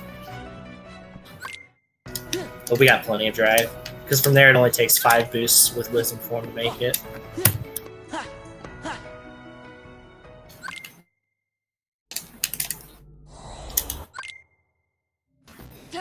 Let's go.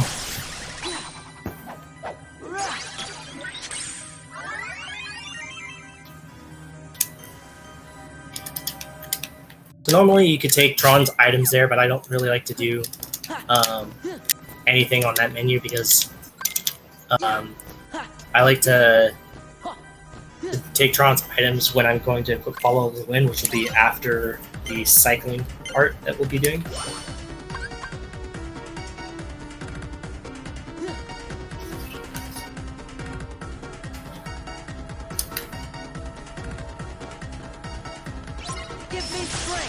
And just doing a drive explosion there acts as a finisher, so it immediately, as long as it's the right cube there, it'll immediately end the minigame.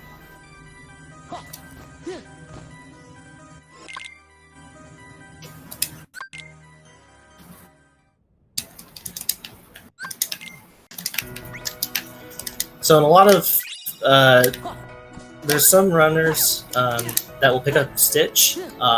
Stitch is also a really good alternative if you're not quite feeling super comfortable in some areas or want to hopefully save some ethers.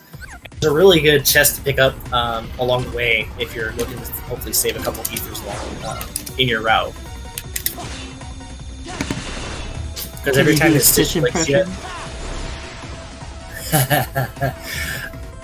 I don't know. I'm not good with Stitch impressions. I thought it was a good one. Hana. No one left behind. Give it an A+.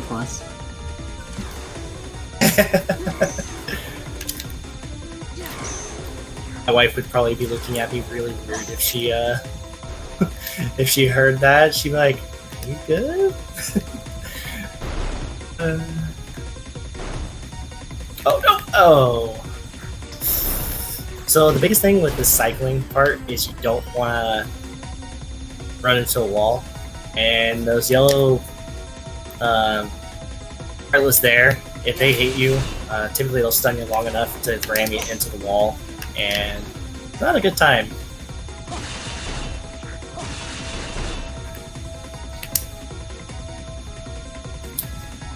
Section, you can get really lucky and get 3 boosts. I could have had a 3rd boost there off the side. So when we reflect off of the green guys or even the white guys that shield up like that, we can actually get a movement boost. The risky part there with the 3rd one that I could have tried to go for is there was a white one there, and he does the combination of all 3 guys. So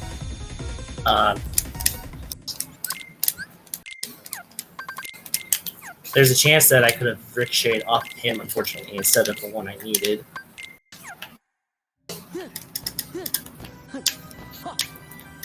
So, since beginner doesn't have draw, we have to kind of improvise with draw. So, for this part here, including the XP grind, we equip Follow the Wind, which has a unique property called draw, which gives us the ability to actually pull things into us without having the ability itself equipped.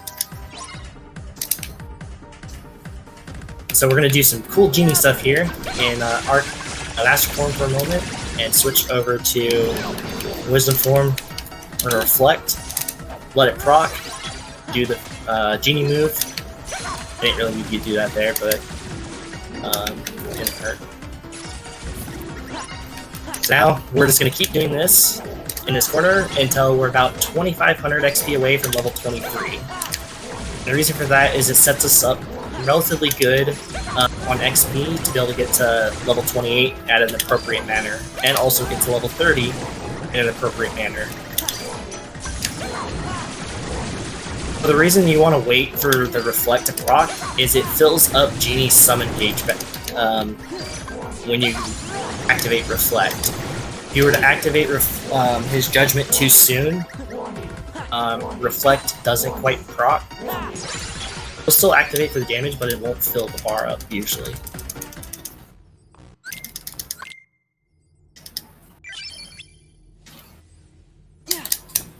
Now we're going to re-equip Hero's Crest.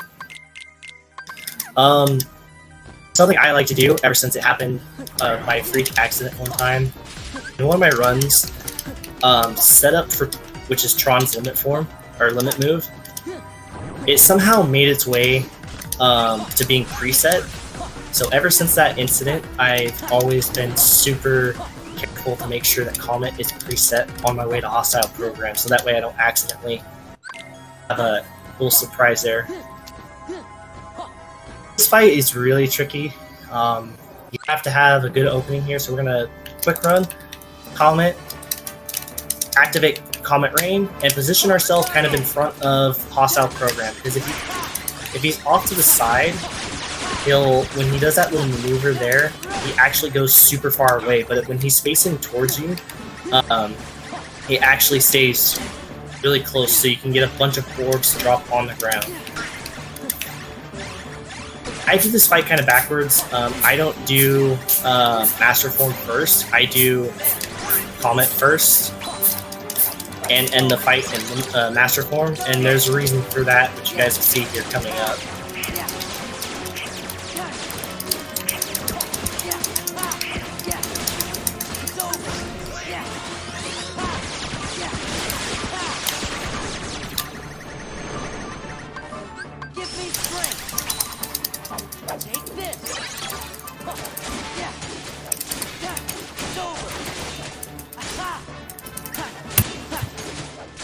So yeah, the opening is very crucial to having somewhat of a good fight, because, like I said, if you allow a hostile program to go super far away after he retaliates with his flyback, like his knockback attack for retaliation, it can make things really messy as far as being able to get a bunch of orbs at a quick pace. So this strat here is a little something I've been working on. So we're going to summon Genie. We're going to go into Master Form, And a quick run over to here. Magnet. Working up. I should have done the finisher.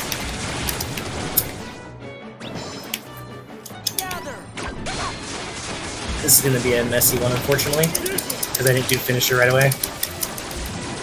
Make it work.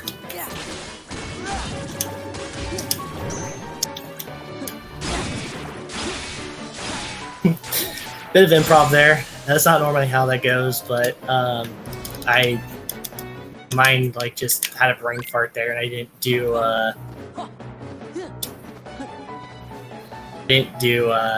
finisher.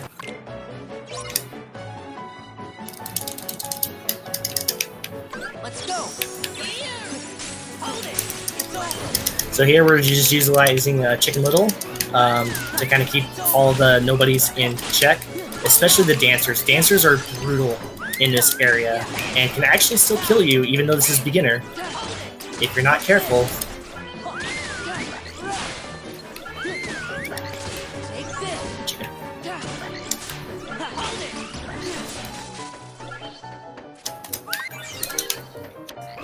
So magnet, I usually will do 2 just to be safe and go into Trinity and do major drive.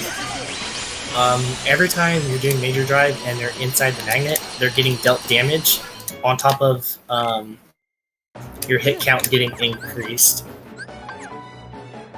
Because their health is so low, we're basically able to get a quick kill. And so once again, we get to face our good buddy Demix that everybody loves. We're gonna get down to pretty much now with this count for bones, and we're gonna Trinity for Ultima, followed by Major Drive, and into the finisher. Usually you can get close to almost 3 bars of health, follow up with a full ground combo into finishing leap, Zentisuken into Arse. Don't do the finisher.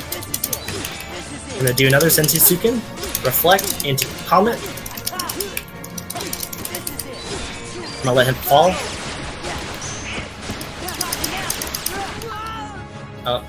Not how I wanted to end that, but it works.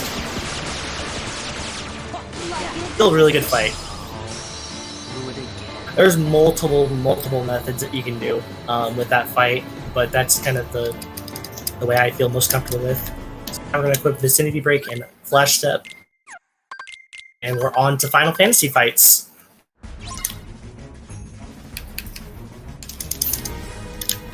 Utilizing a lot of magnets and trying to combo up RCs here with our friends here. Especially Rising Sun, because it's a really good RC in these FF fights.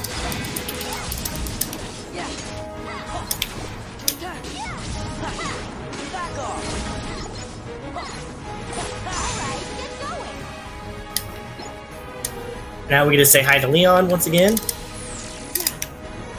Magnet into Trinity. Solo Trinity is really good with Magnet because it pulls in the enemies and also deals so much damage. Something I like to do here is I go Limit, Infinity, Giga Impact. Then follow up with Sonic Rave. And we revert.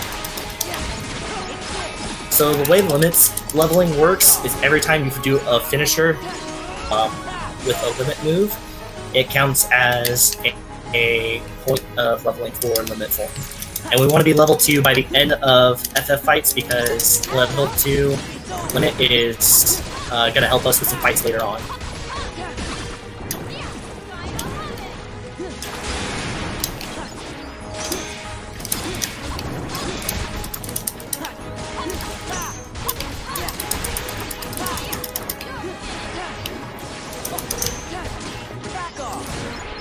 That was a really good Tifa fight. Hurry! Go on ahead! Oops.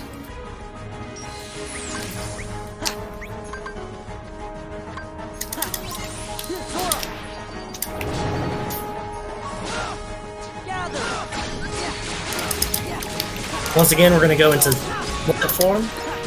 I like to do Infinity once again. Giga Impact. It's the AoE rendition pretty much. And then pretty much after this last wave, I do another Infinity to help flat out speed this up a little bit more.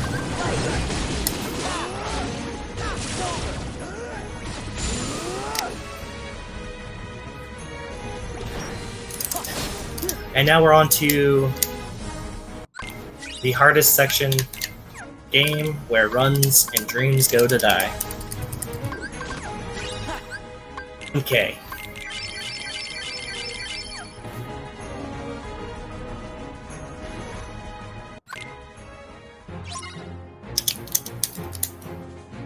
So fun thing with this, crazy thing about this fight actually is not good. Okay. I'm gonna have a death to 1k here.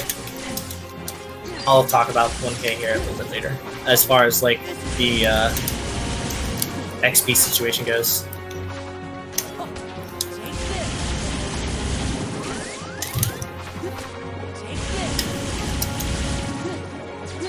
By far the hardest encounter in the entire game because it's very RNG.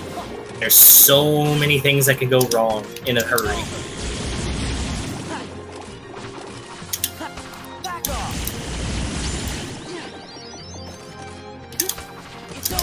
We're mostly going to be using Sparkle right here because it does the most amount of work, killing usually about 60 to 70 Heartless per Sparkle Ray.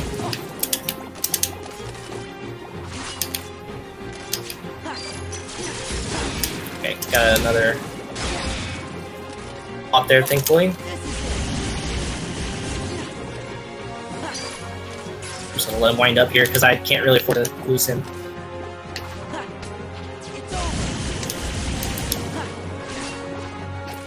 We're just gonna play this super safe. I still have limit form if I need to pop it, but I'm gonna try not to pop it.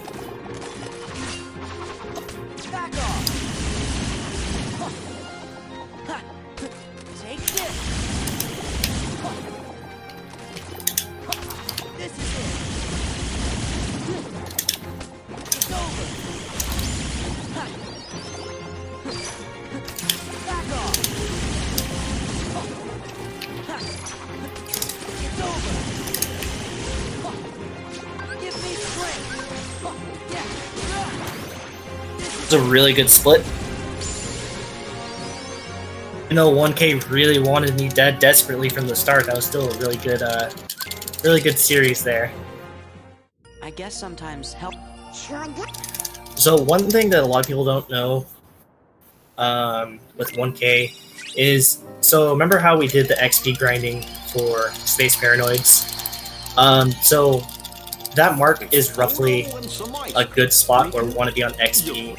Just this And feeling. the reason is Hey, 1K can actually play a huge factor in where your XP sits going into the later stages, because the surveillance bots are worth 60 XP a piece, whereas the armored knights are only worth I think 18 if I remember right.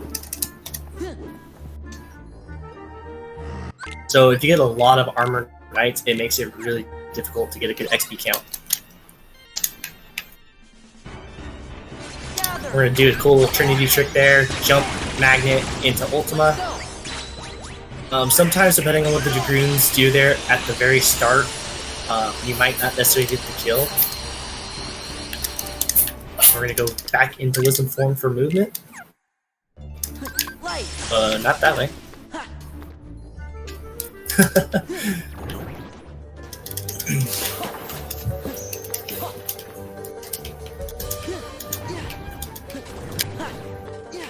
So now this is the beginning of our second visits. I deem kind of the second half of the run beginning after HB3, which is where 1K is.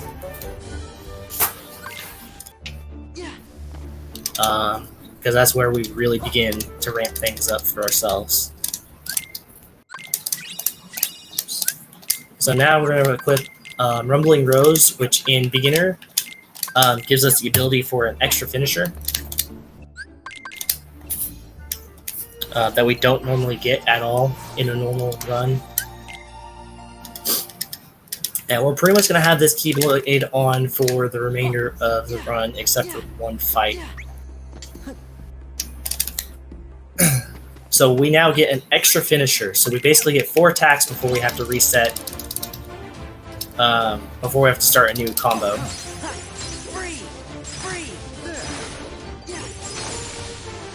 The reason for equipping Hero's Crest to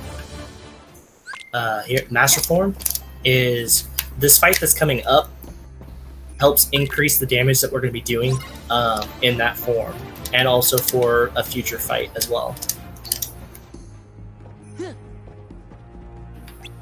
And this trick is really cool. You can get a lot of damage on it, which for newer runners, this can really help utilize consistently ending the fight in Master Form. So we're going to do 2 full combos with a guard break here, Blizzard on the second finisher, Blizzard, the whole entire series here, Ether up, another series of Blizzards, then follow up with 2 more into Comet. We're going to just do aerial spirals, alternating with Comet.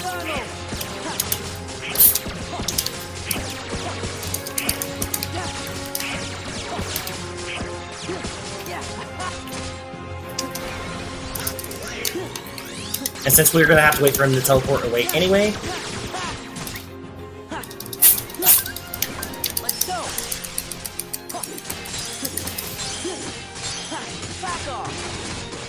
do a really cool finish with Master Form.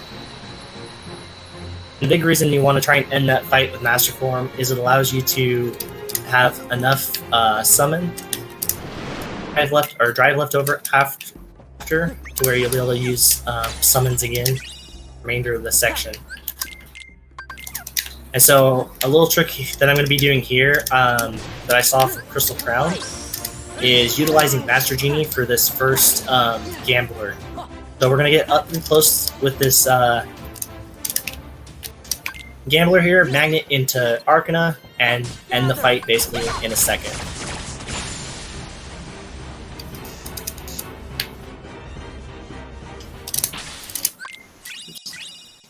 And now we're going to go to Isla de Muerte,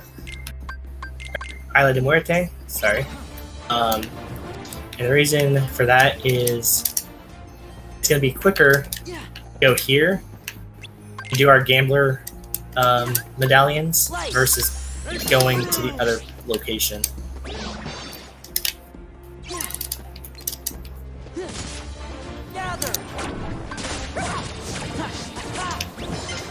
And we might be able to actually get draw before Reaper 2, which I kind of like getting because it kind of gives me options going into my next move for a world after this.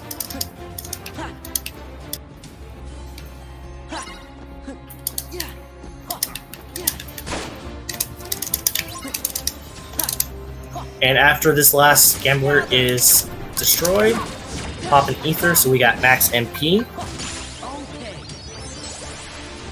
Because our MP doesn't refill after that fight. And I like to throw on draw so I don't have to worry about throwing it on later.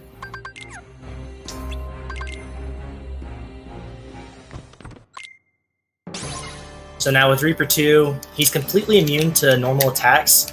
So in order to get medallions, we have to use magic.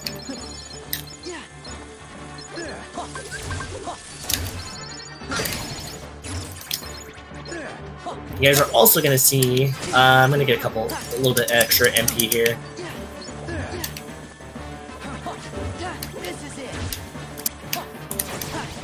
So there's a couple ways to approach this. You can do the Genie buffer, or you can utilize Peter Pan to keep him stun locked until he hits his MP or HP gate. Beginners, I recommend. That's weird. Beginners, I recommend Peter Pan because it's a lot easier to maintain keeping him stun locked than it is with Genie Buffer for horizontal slash. It's getting scary.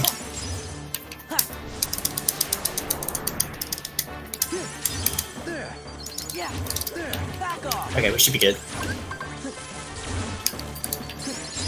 Yep.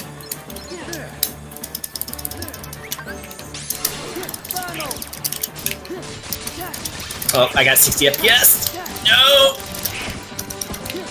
So the one thing with running on PS4, especially Pro, I've noticed is Reaper is very good at flinging you away during horizontal slashes. So, fortunately, you get flown a mile away, and there's not really much you can do about that, unfortunately. So now we're going to go into Master Form. We're going to wait for him to fully reassemble, and we're just going to time our Thunders. We're not going to spam them, we're going to wait for Sora's feet to plant on the ground, because if you rush your Thunders, Reaper will have a small iframe, and you won't get as many medallions, and you'll quickly waste all your MP.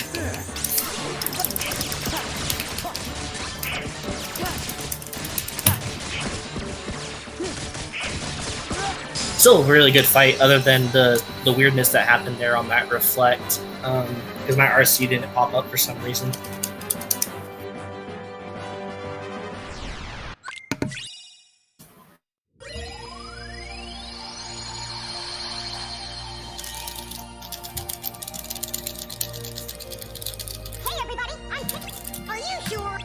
Just gonna jump in and just tell people once again that we are raising money for RAD, the Rise Above the Disorder nonprofit.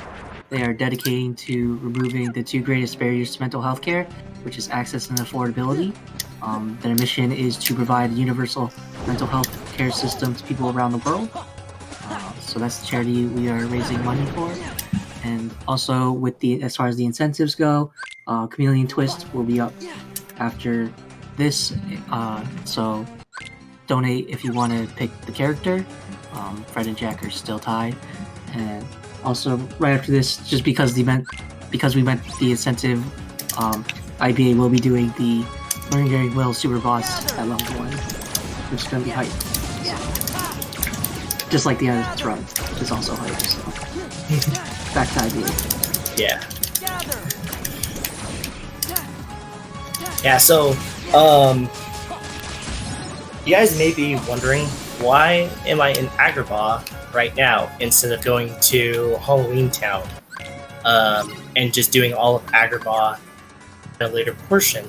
Well, the reason for that is just from playing around with it and seeing some other runs as well, I kind of like this route a little bit better. It kind of gives me more peace of mind with my experience. And it also allows me a little bit more to know for sure what my... Oh, didn't mean to do that. And what my next move would be going into Halloween Town. Because if I go to Halloween Town first, and XP is kind of in a weird situation, and I have a rough carpet ride before Genie Jafar, I gotta do some major XP grinding depending on how far away I am. And at least by going to Agrabah first and doing all the carpet stuff, this allows me to see exactly where I'm at, and I should still be able to hit level 30 before the end of this carpet ride.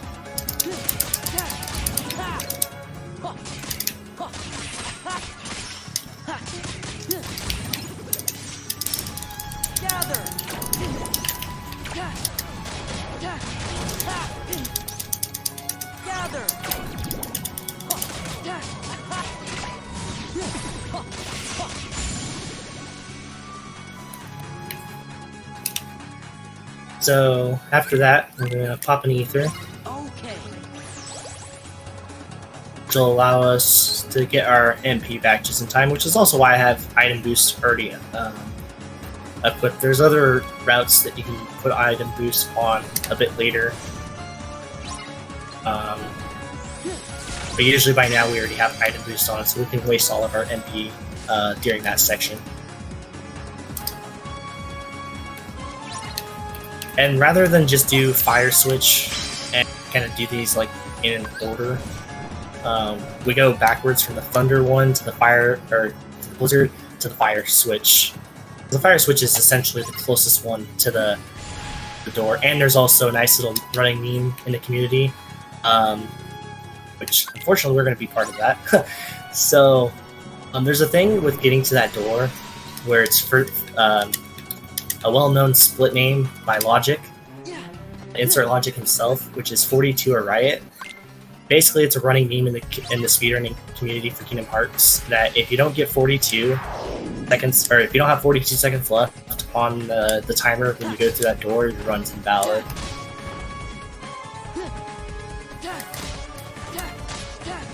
So now we're just on a nice little carpet ride, XP grinding along the way. The goal is to hit level 30 before the end of this, but if we don't quite get there, as long as you're at least within 1,000 XP from level 30, you should be able to hit level 30 by the end of the getting presents back and 8 Halloween Town second visit. That's just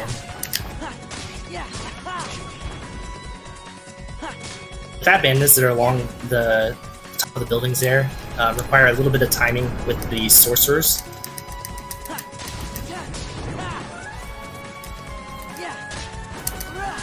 In which we missed both Fat Bandits, unfortunately. So that's a bit of XP that we're down on. But that's okay, that's partly why I wanted to come here first. Because we also haven't got a single bulky vendor, so that is going to pretty much guarantee that Halloween Town would have a bulky vendor, but we're not going to need it because we're well within that threshold.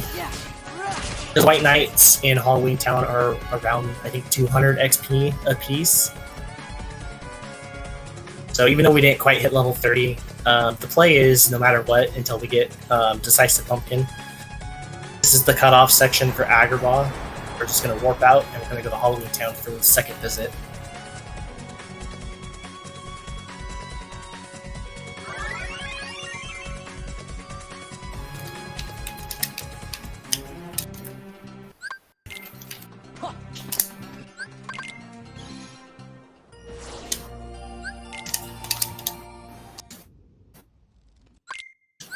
And now we get our first look, a little bit, at the oh so powerful top tier duck flare.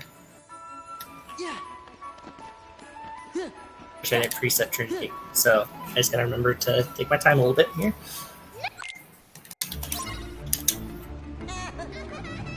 So we're gonna do Magnet into Major Drive there for the Trinity portion, and that's gonna be all that we have to do in order to get the children knocked out. There are times where Shock will run away at the very start, and if she runs away at the very start, is going to the left, she's not going to get pulled into the magnet in Trinity right away, so she's not going to get knocked out, so you kind of have to do a little bit of extra work to make sure that she gets knocked out, because if you just do the Major Drive and finish it there, it's not enough damage to knock her out.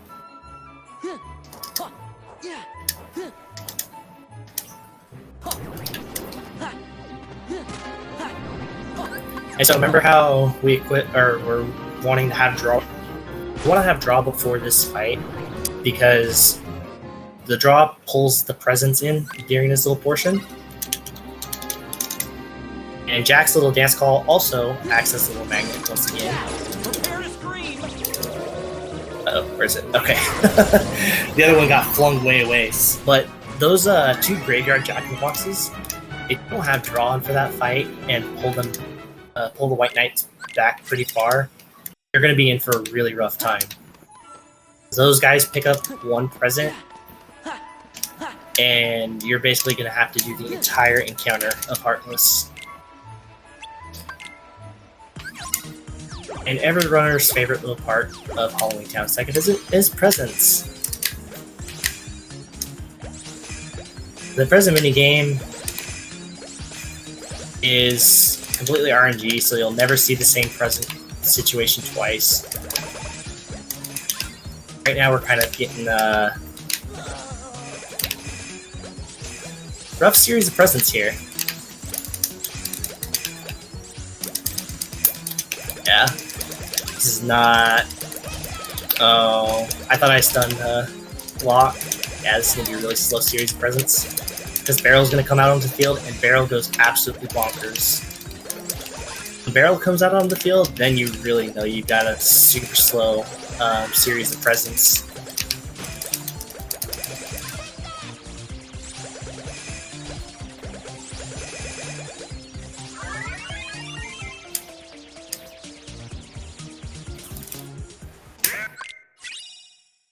So now we get our first actual look at the almighty Duck Flare.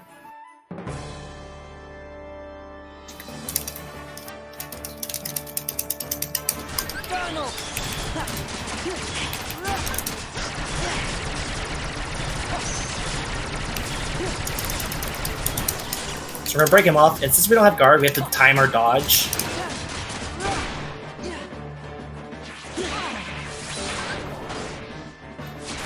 Oh, I didn't mean for Chicken Little. Oops.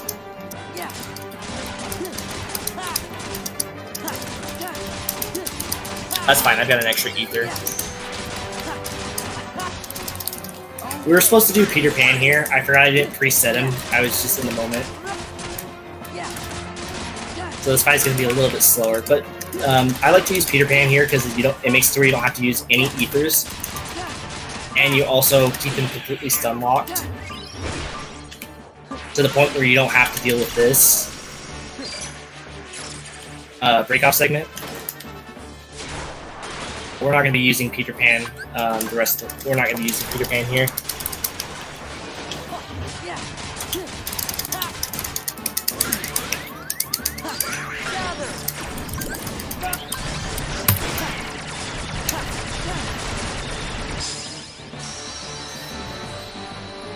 But I like to use Peter Pan because Peter Pan gives you MP orbs, and so you can do that whole entire transition after he reassembles his body the first time to take his damage all the way down to the point where you only have to deal with one break.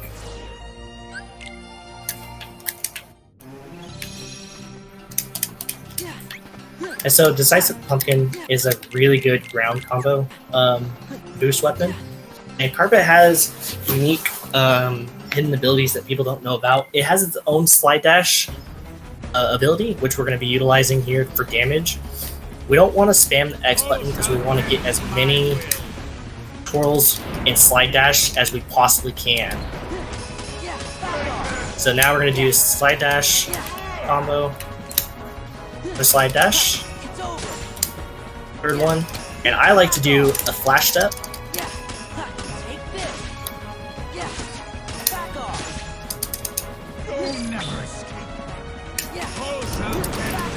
If you spam your X button, it makes it to where you're unable to get in as many hits. The more hits you deal before doing a finisher with Decisive Pumpkin, the more damage you deal.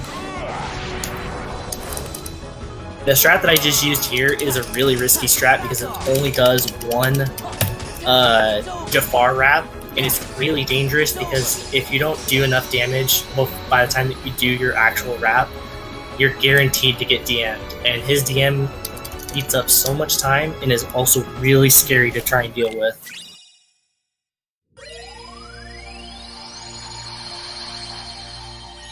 But the reason I like to do that flash step on that first damage cycle is I found out that as long as all your slide dashes are executed good, you utilize that flash step, you don't have to try and figure out where you're when you have to use Blizzard, because Jafar has HP gates along the way.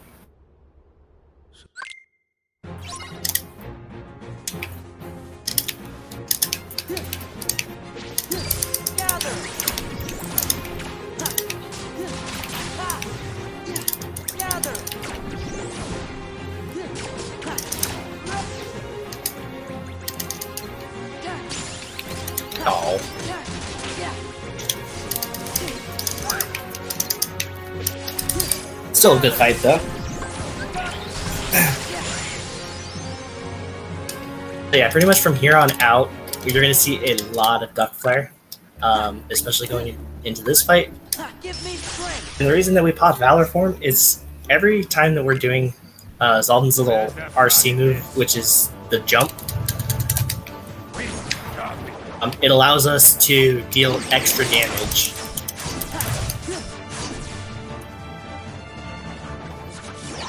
The bare minimum amount of jumps that you need is 11 jumps, and you can do as much as 12 to 13 jumps.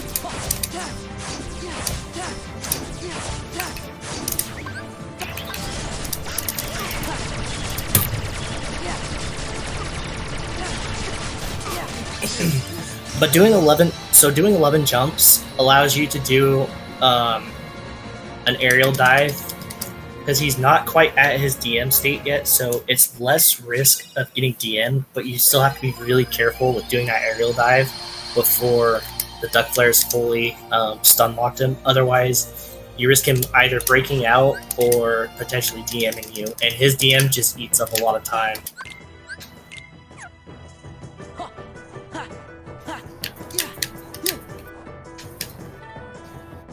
So now we get to fight Riku. We're going to be utilizing Limit Form once again. We're going to do a cool little slide dash into Trinity.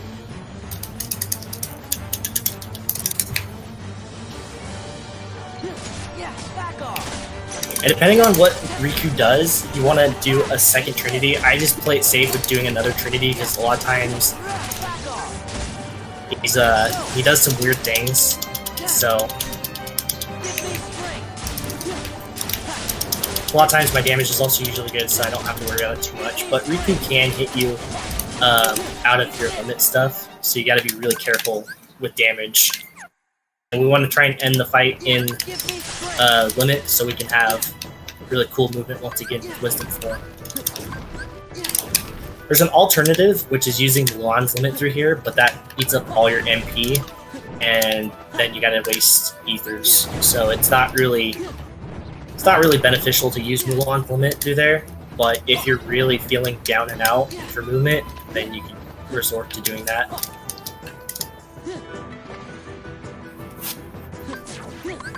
Now, this is such a cool trick. You guys are gonna love this. Everything is melted, done, gonzo.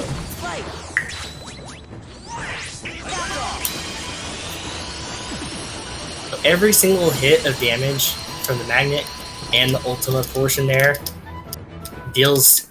Not only does it deal damage, but it also adds into the total hit count, which allows us to take out those assault riders who have a huge amount of health. So we're going to Vicinity Break, Deflect, Magnet. Unfortunately, I couldn't get Finishing Leap off, which is okay.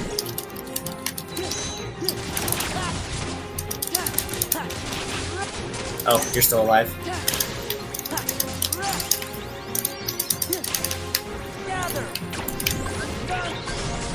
I didn't know what was still alive there. So yeah, once again, Duck Player reigning supreme, the overlord of everything. We're gonna get one last, or not one last look, we're gonna see Valor Form almost one more time. We're gonna do a quick attack here with the RC. And rather than spam out the combo, we're just gonna do X, square, X. Yeah, this is it. This is it. Oh, unfortunately, I'm gonna have to hold on again because I got hit by the lightning.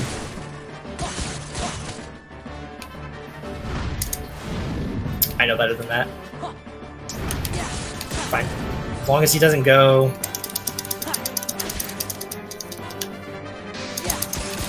Alright, this should be fine. This is gonna be kind of pushing it.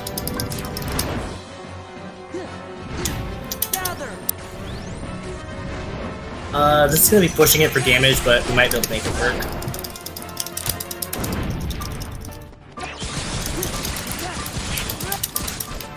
Yeah, we should be fine. just barely fine.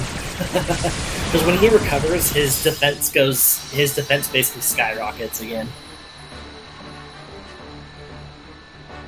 So we got really fortunate that we were able to go DM-less there.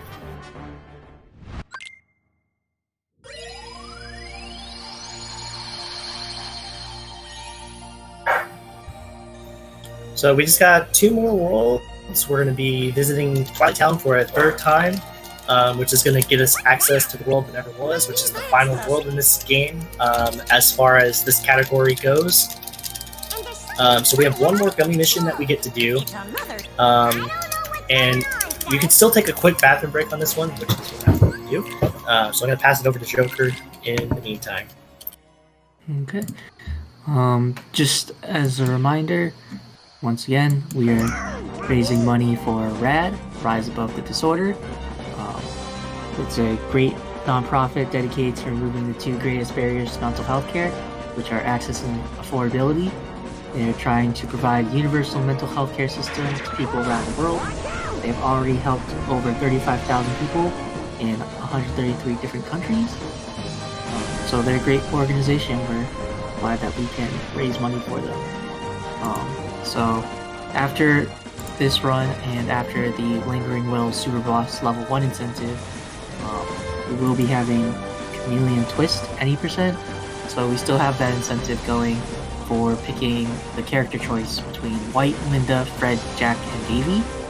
And then we also still have the wrestling name choice for WCW NWO, which will be after Chameleon Twist. C1 is still in the lead for that one, so if you want to change it, you can donate to change it. And then after all those donations, you still have little over 5 hours for it, is the Super Mario Galaxy 2, the perfect run, this 242nd star of the game. We need $40 more to hit that incentive. It's really cool. The final star is really cool, very exciting star that's seems pretty hard, but it'd be awesome to get to see it in this marathon. So yeah, and then I think we're on like home stretch of this run that has been really awesome so far. I love that I got a chance to watch this. It's really cool. Never played Kingdom Hearts before, but yeah, this has been a really fun run. So hope everyone else is having fun too.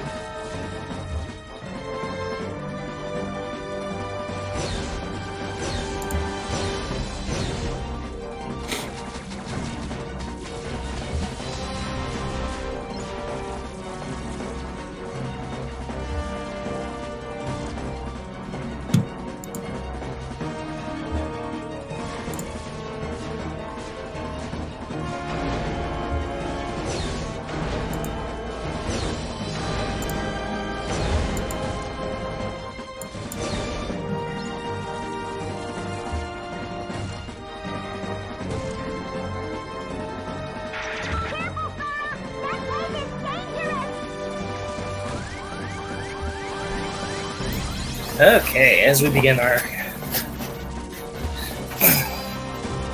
I didn't interrupt, did I?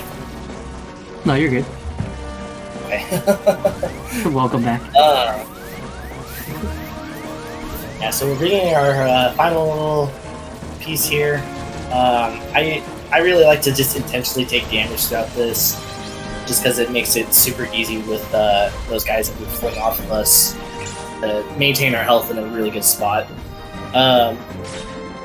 Again, like this one, you could definitely take a quick bathroom break if you really need it, since we just had about an hour blitz without any stops really.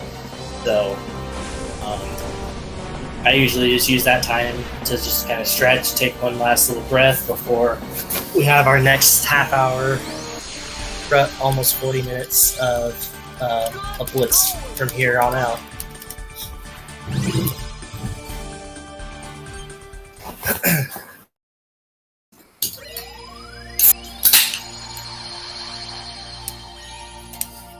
Good news is that our is in a really good spot here too. We hit level 3 summons, so we'll have 6 bars We'll have 6 bars of summon, and with Genie for this next encounter, that's actually a lot to have to work with because it makes it a really comfortable encounter. To not have to really worry about Genie disappearing. Mickey still can ultimately screw you over, but it's not too often, at least for me, that it's happened, but it is a reality that can happen with Mickey during this fight here. Because he's another Leon, but in Mickey form. It's to help, but it's just more in the way than anything.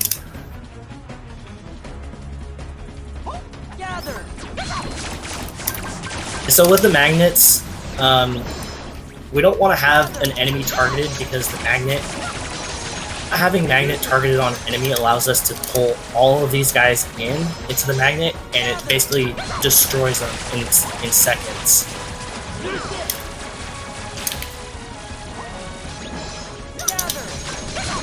And Mickey really got a hold of a samurai there, so he kind of got launched, but we're still fine because at least we were able to get the kill on him.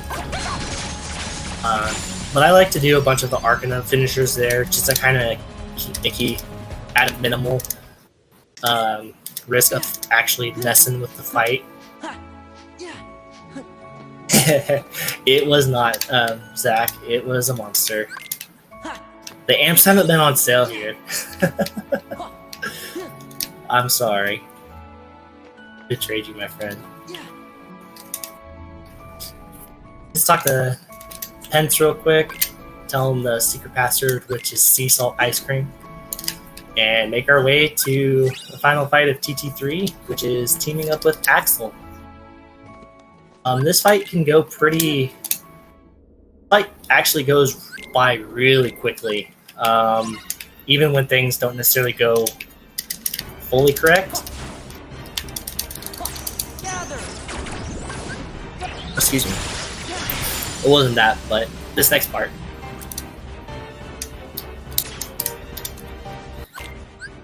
About 30 to 40 seconds from start to finish.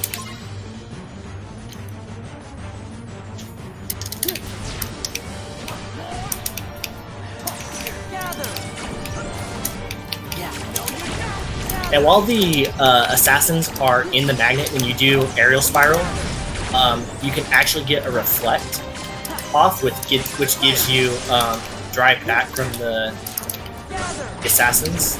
Somehow we got hit there, which is kind of weird.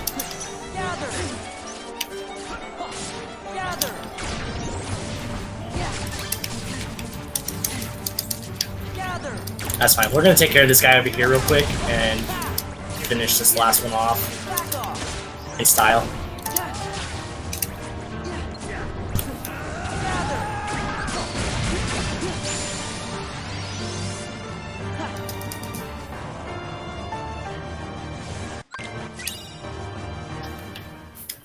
Now we're on to the first... I don't know why I keep doing that. I need to back up. I'm so used to after Zigbar now that I keep wanting to do that. So we're going to pop Wisdom Form for movement. And since we're by ourselves in this next area... Oh, I'm not going to get able to show that off.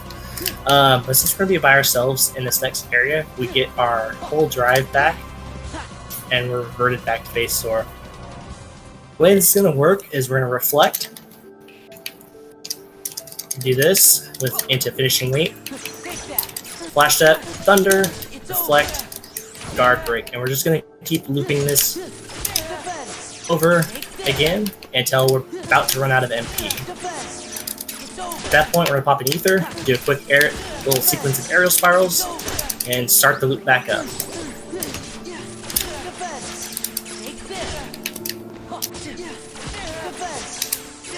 Typically want to, at least for me, I like to try and keep Roxas away from the corners because there's times where he can actually, even with the little light lasers, they can still hit Sora, even though you were reflecting.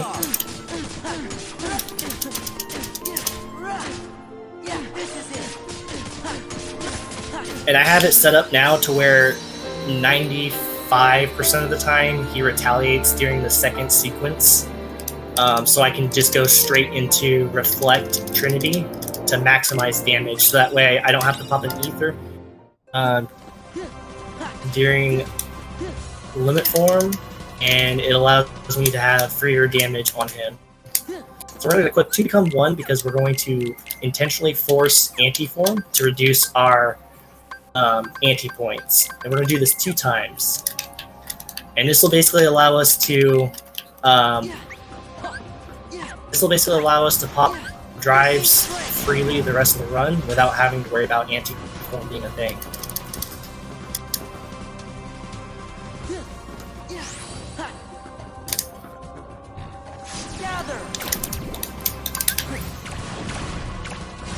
The way I do the Trinity drive for anti-form here is very complicated. I don't recommend it. I recommend the Ultima way, but I just haven't played around with the Ultima method enough to kind of get fully comfortable. Wow, we're really good on Ethers. Holy cow. You guys are in for a show. Alright, we're going to put on Rumbling Rose, put both Ethers, take Drive Boost off, put Aerial Finish back on, take off Vicinity Break, and put Slapshot on. And that is essentially our final menu until we get to Riku. This is by far the hardest fight in this entire boss rush. This is one of those that is absolutely make or break in your run if things go wrong. So we're going to start things out by just kind of chilling with Xigbar here. On the 3rd series here, we're going to go into Duck Flare, horizontal slash, aerial finish. As soon as the aerial finish is almost finished winding up, we're going to do it again. I did one too many. Back off a little bit. His RB seems pretty high. So I'll play this a little slow.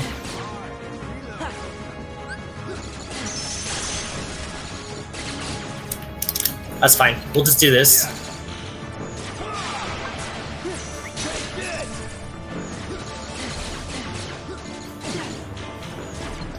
We're gonna have to play this a little bit slow because I got hit before I could really have a chance to get close.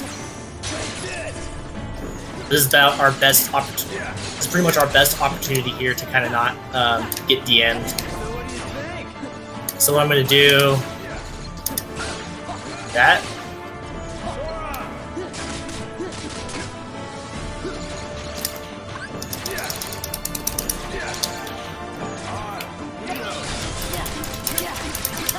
Oh my gosh, we got away with that. Should not have worked. My input dropped.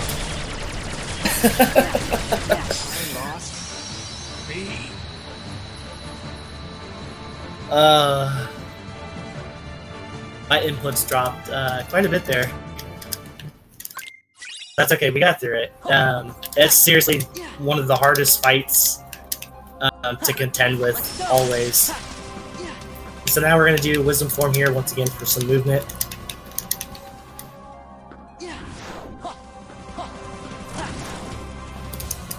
Yeah, if Xigbar ends up DMing, it's such a punishable DM because you can easily die. And on top of that, he basically, once he DMs, it's pretty much a DM fest from there. Like, he is just almost in back-to-back times of doing his DM, and it's just it eats up so much time. We're gonna back up here, go up quickly. Missed all my dice hits. This is fine.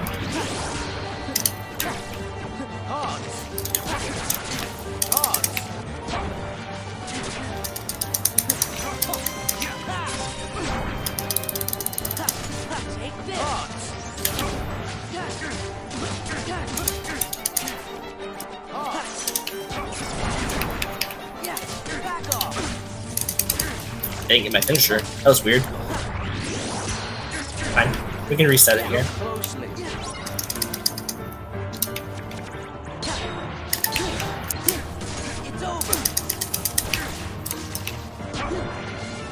Nope, he's not gonna give it to me. That's fine. The second one's not too bad. Got plenty of ether, so I'm not really too concerned.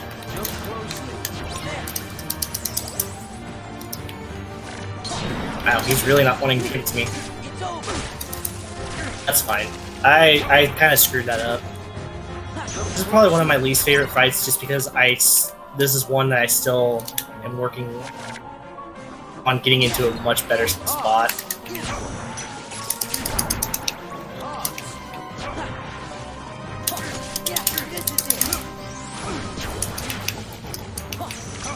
He's really not wanting to give me any card games, apparently. There we go.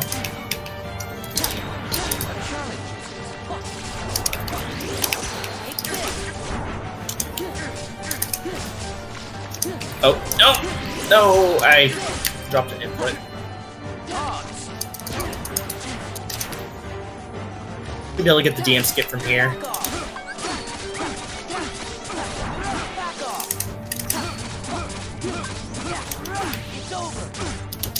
Take that card out of play, thankfully. Oh.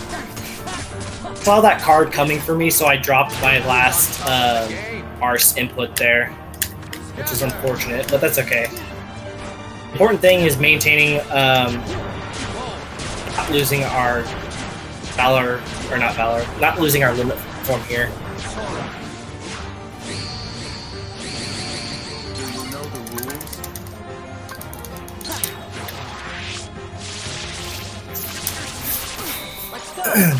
Luxord is an obnoxious fight just because it's RNG, but you can definitely control him. I just didn't do a good job this time with controlling him the way I wanted to have him react. And sometimes he can just be a stubborn fool and just not cooperate at all. Psyx is such a fun fight, and I'm really excited to show this for you guys. So we're gonna preset Elixir, select once, go into limit form, do the RC,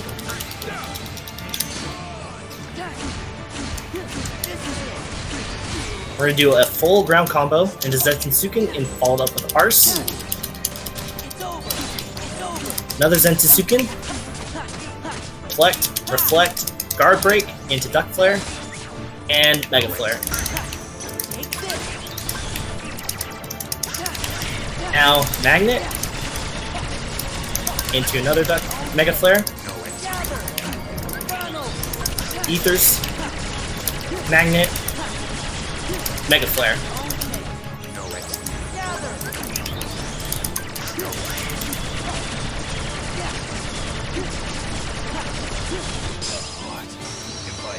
Had a couple drop inputs, so it wasn't 100% clean, but we got the job done.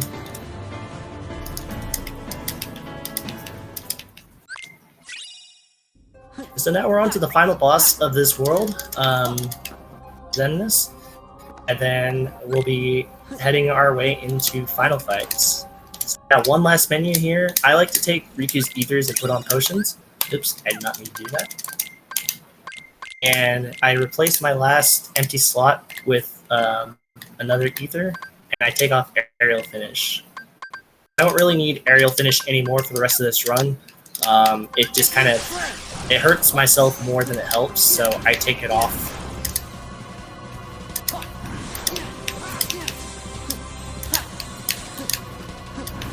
We got some really cool stuff coming up, so I'm really excited for you guys to see this.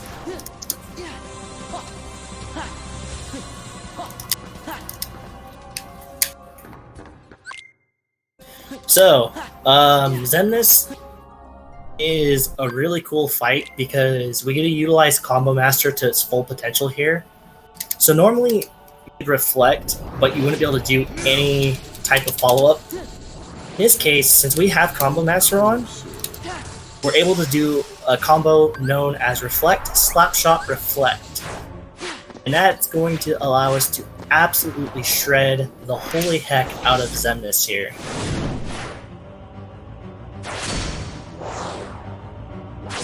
Before we follow up with a Trinity, going into limit, and then closing out the fight.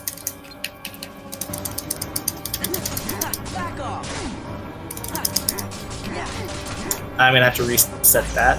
It's not spot. Since I've got the As I say, I got the ether, so I'm not really too worried. Gather. Yeah, defend.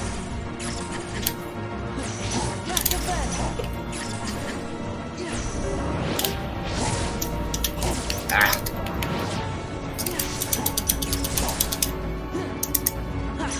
Yeah, defend. Defend. We're not gonna pop another ether though. We're just gonna It's over. This is it. hopefully get this set up.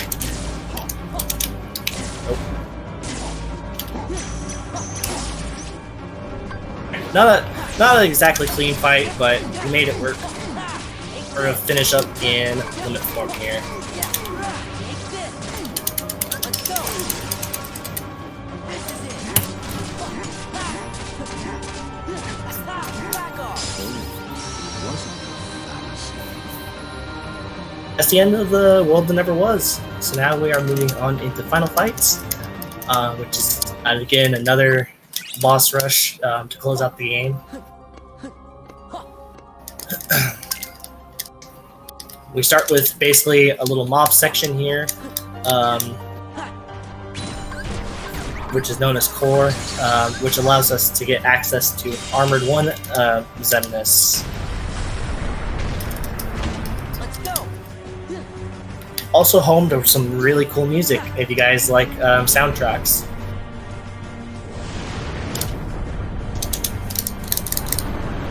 And so I like to preset Genie. I also preset Master Form for my drive because that's what we're going to be utilizing. And as soon as I magnet here, I'm going to be replacing Riku. And we won't see Riku again until Armor 2. And we're just going to continue to cast Magnet here for a little while. We're going to use one more Magnet, and then we're going to do a basic air attack here on one enemy.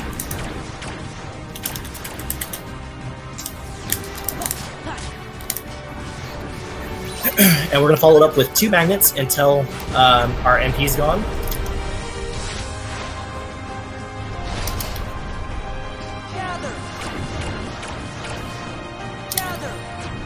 And since Magnet in Master Form is super strong, we only have to cast 1 Magnet. Since my Magnet sequence was a little off, I almost had to do an extra attack there. That's okay. So what we're going to do is we're going to cast Block On, cast Magnet, or Vert.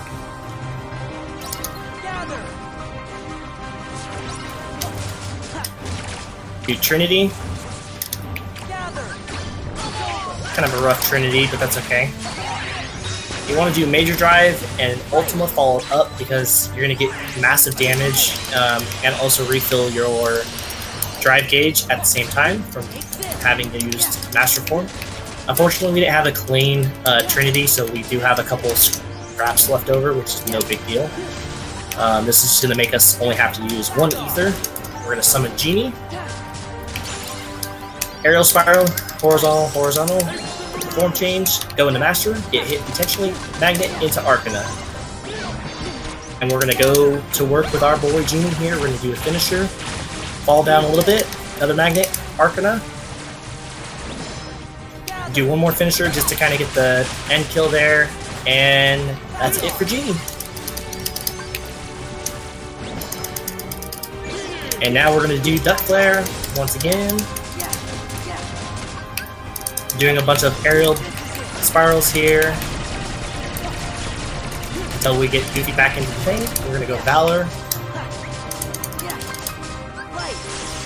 Follow up with another finisher. And do another finisher there. So, you guys get to see my awesome little strat I call Double Bam Bam. I'll tell you why here in a moment.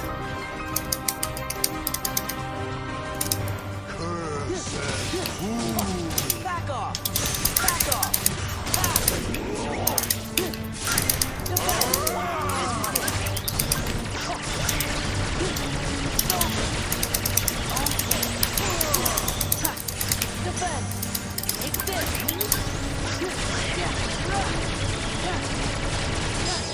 So it's a little strat I came up with. because most of the time, especially for newer runners, you got tons of ethers. And so I've come up with a strat that utilizes your excess ethers to a good cause. It allows that Armored 1 fight to be extremely free. You don't have to worry about anything weird happening. And it's just a super free fight. It does cost 2 ethers, but again, with the route that I use, especially my ether routing, I've got plenty of ethers, which I'm still working on a better ether count so that I can kind of lower my ether usage a little bit, or like raise my ether usage a little bit to kind of go away from that. But for the time being, I figure, you know, why not come up with something that I can utilize my ethers for?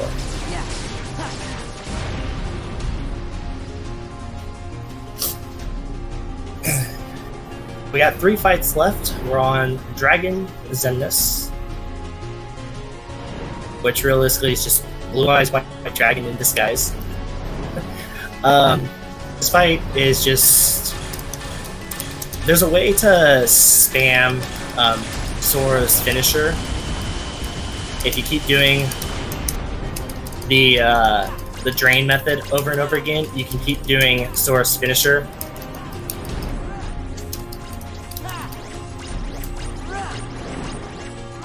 Which allows you to instantly be able to knock the explodey nobodies into the dragon.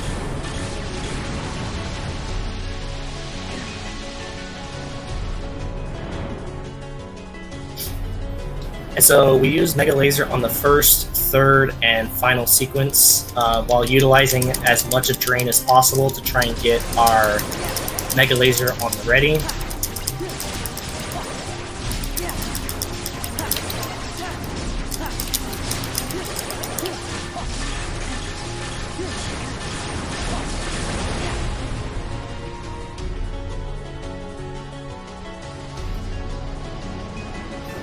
On crit and level 1, Dragon is actually really terrifying because you can die. Like, you can still die pretty easily on beginner, but it would take quite a bit to actually be able to die to Dragon on beginner.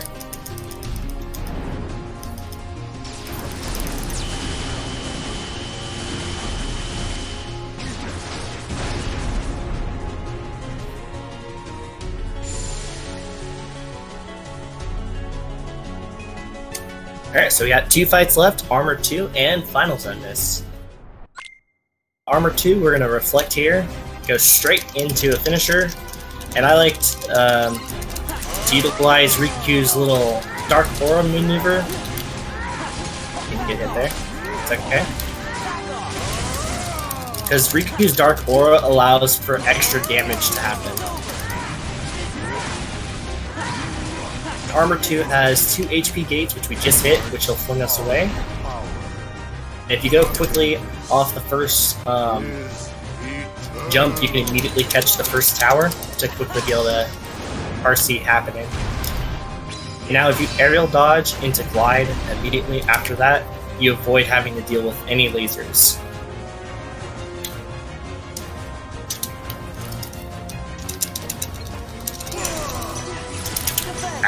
I knew I wasn't gonna get that. To pop one now because I know I've got plenty, so I'm not really too worried.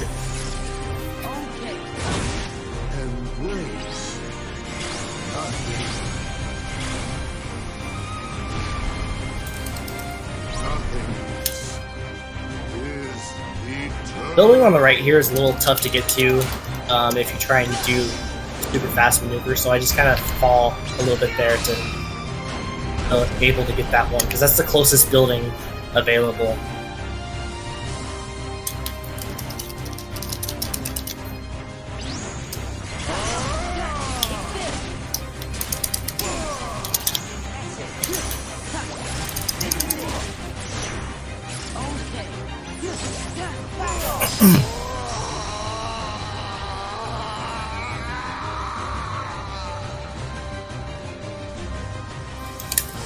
Since this isn't rando, there's no way we can do dome skips, so Anger and This is a.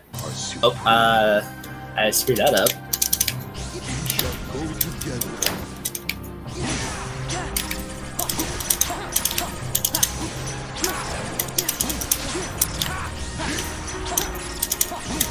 We're still good on damage at least.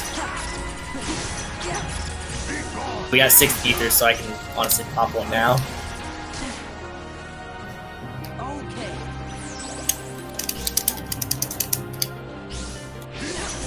Defend. Sora. Defend.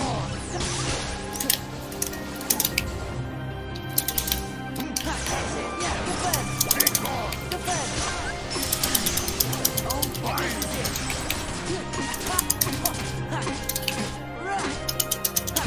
Take this.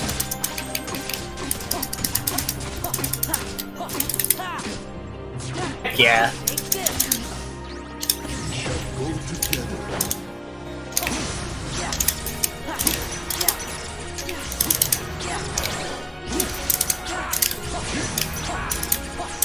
Let's go! The first time I've actually done that somewhat good in a run.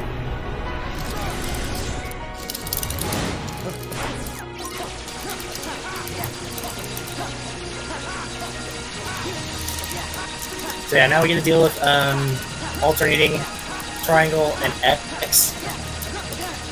So that way Sora and Riku are both doing the reflecting of the lasers here.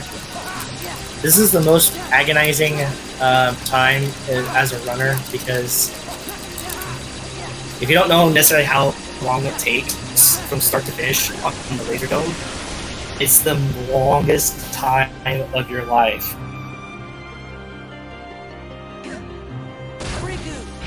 This might actually be a gold split for me.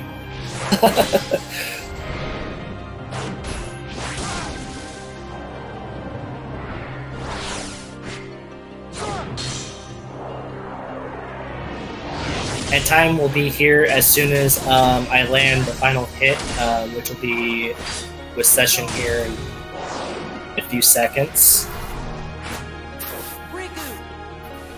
It's coming up here in just a moment.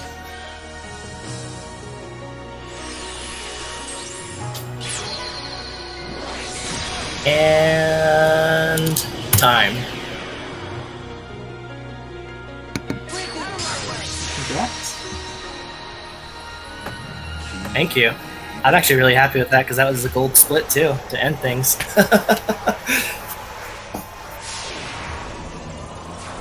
Do you do worlds or final fights as one split, or do you split for all the? Started doing final fights as one split now. As one split, I used to do it separately. What was the time? 11:45. Go, let's go.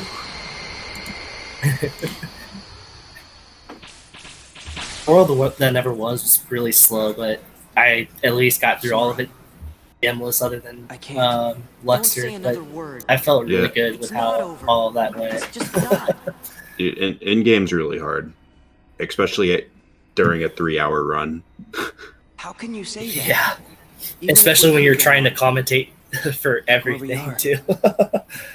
Aw, come on, Riku. Yeah, this was a You've been lot of hanging fun. out in I darkness too love long. being able to do You gotta try and these think runs positive. and showcase our community and showcase the different Sora, the different skill sets and different strats that there You are available out got it. there. Some of the strats that I utilize are stuff that not many you know? people necessarily I always use, figured but they I can was still be better at stuff used than in an you. effective manner in your Really? own little Are you ways. mad? No. Like I was saying with the double bam bam strat, in my runs I typically always have extra ether, so I came up with that Riku. little strat there to What's that put like? my item usage to its potential there, and came up with something that was really effective and free.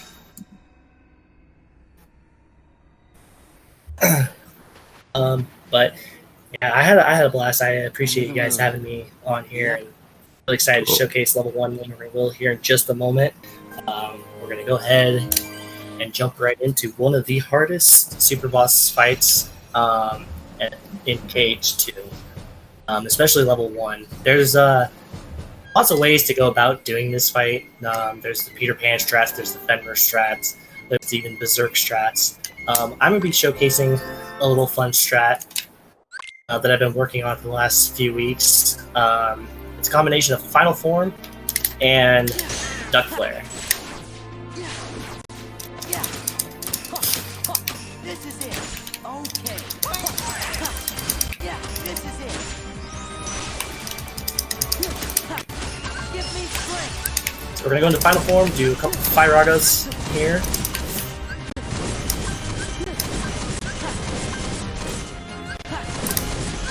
And this will be our last Fire Raga. We're going to revert, go into Duck Flare, do a bunch of arrows, jet spirals here. Unfortunately, I didn't get my horizontal slashes, but that's okay. Now we're just going to dodge roll. It's all set again, so we're going to pop another Mega Elixir. Guard Break, Explosion, Duck Flare, land, go into Mega Flare again.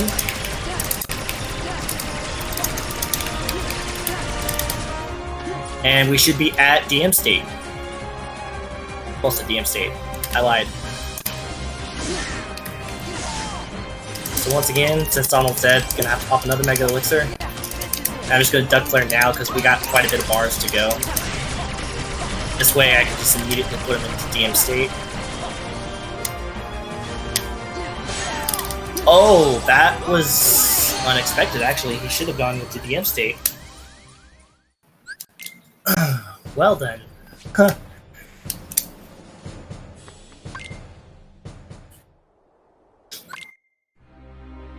The DM state's roughly about 6.5 bars. And start. Might just take a quick death here. Yeah, I'm just gonna take the quick death there.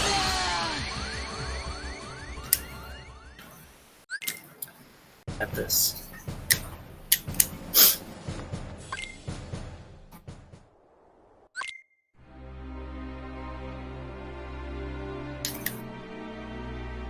Even though we got Cycle, this is still a pretty easy sequence to deal with. It's dead, so we'll pop another Mega Elixir. Explosion. This is it. Yeah. Give me strength.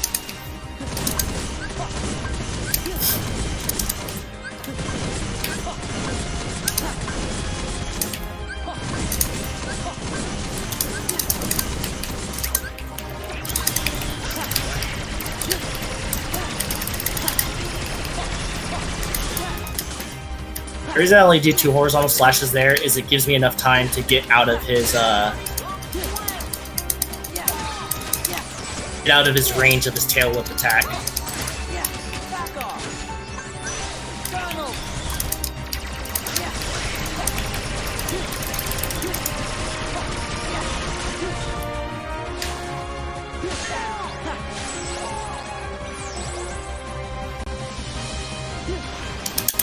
Oh, you got it. Okay, we got this.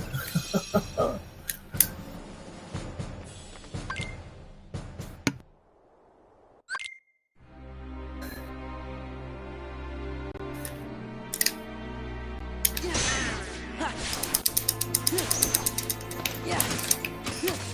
This is it. Yeah. This is it. Let's go.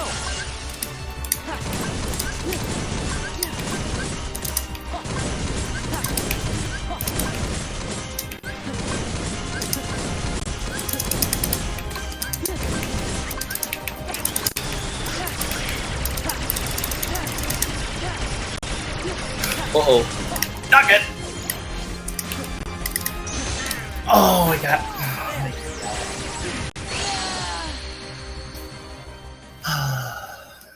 There's a lot of things that are happening that did not happen before.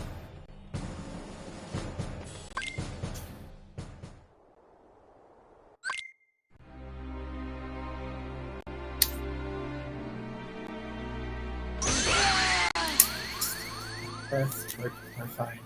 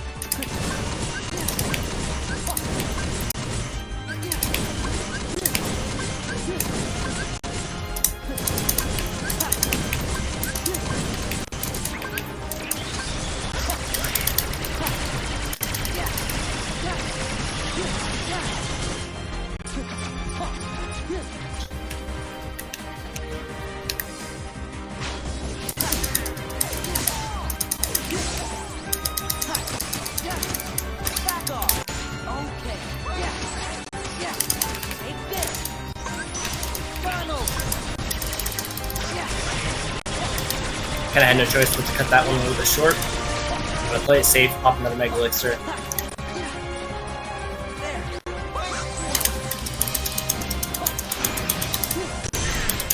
I'm so dead.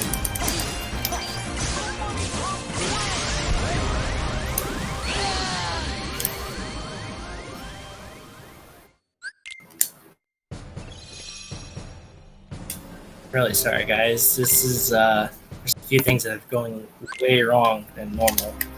You got this.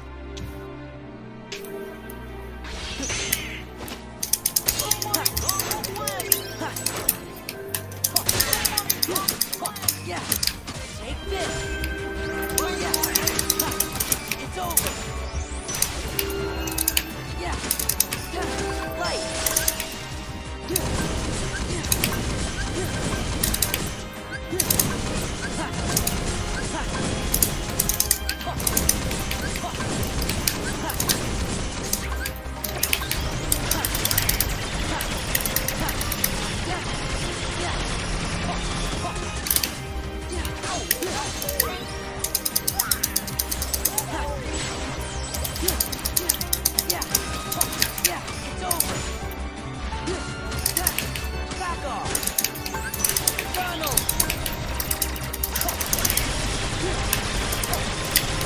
Okay, we're almost to DM state, so I'm just gonna pop one now to be safe.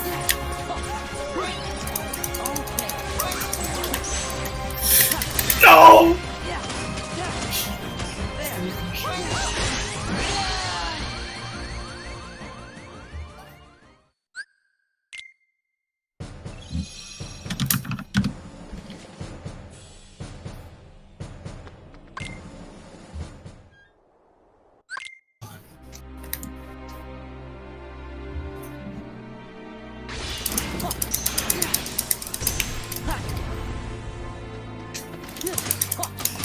This is it. Yeah. Yeah. Give me strength.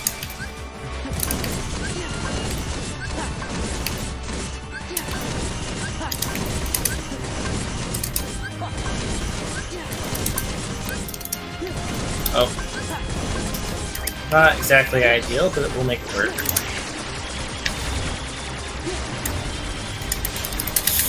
Just gonna pop. Yeah. Improvise.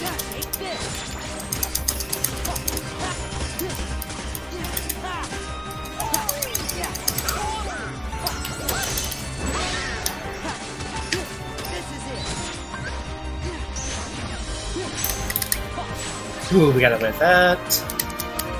Alright, we're back in business here.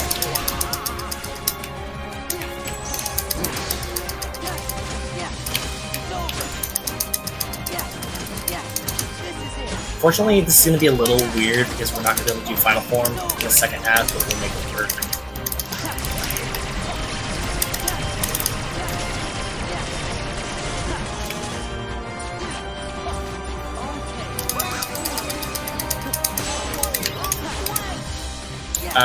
Alright, well, doing that, I guess. Not mean to do that. This is probably gonna be a death. Oh gosh.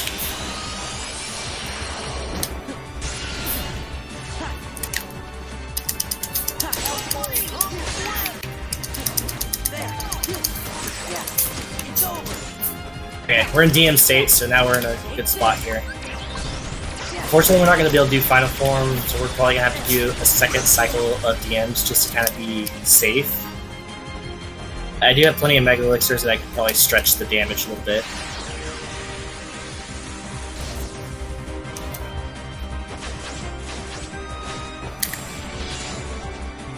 So now we're going to just reflect.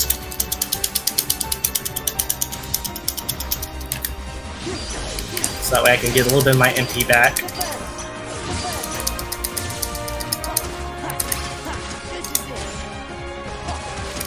I'm hoping I can get. I probably won't get enough for Final Form, but during DM I'll definitely get enough. Yeah, we'll be dealing with another DM state here.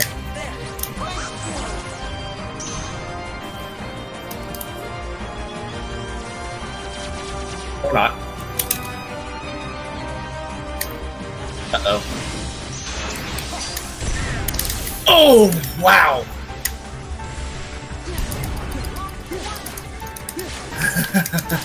I don't know how we got away with that, but... Back off. Okay. It's over. Donald. Yeah, I'm just gonna play it super safe here at this point. Pop another Mega Elixir. That's fine. This is not fine, actually. I can't use, magic now. Can use Duck Play, though. Don't really want to, but we're gonna get through this fight one way or another at this point.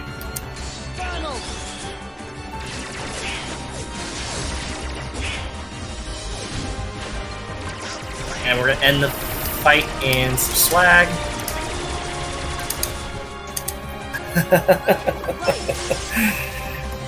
Not anywhere close to how I expected that to go, but we squeaked it out. Hey, you did it. Let's go.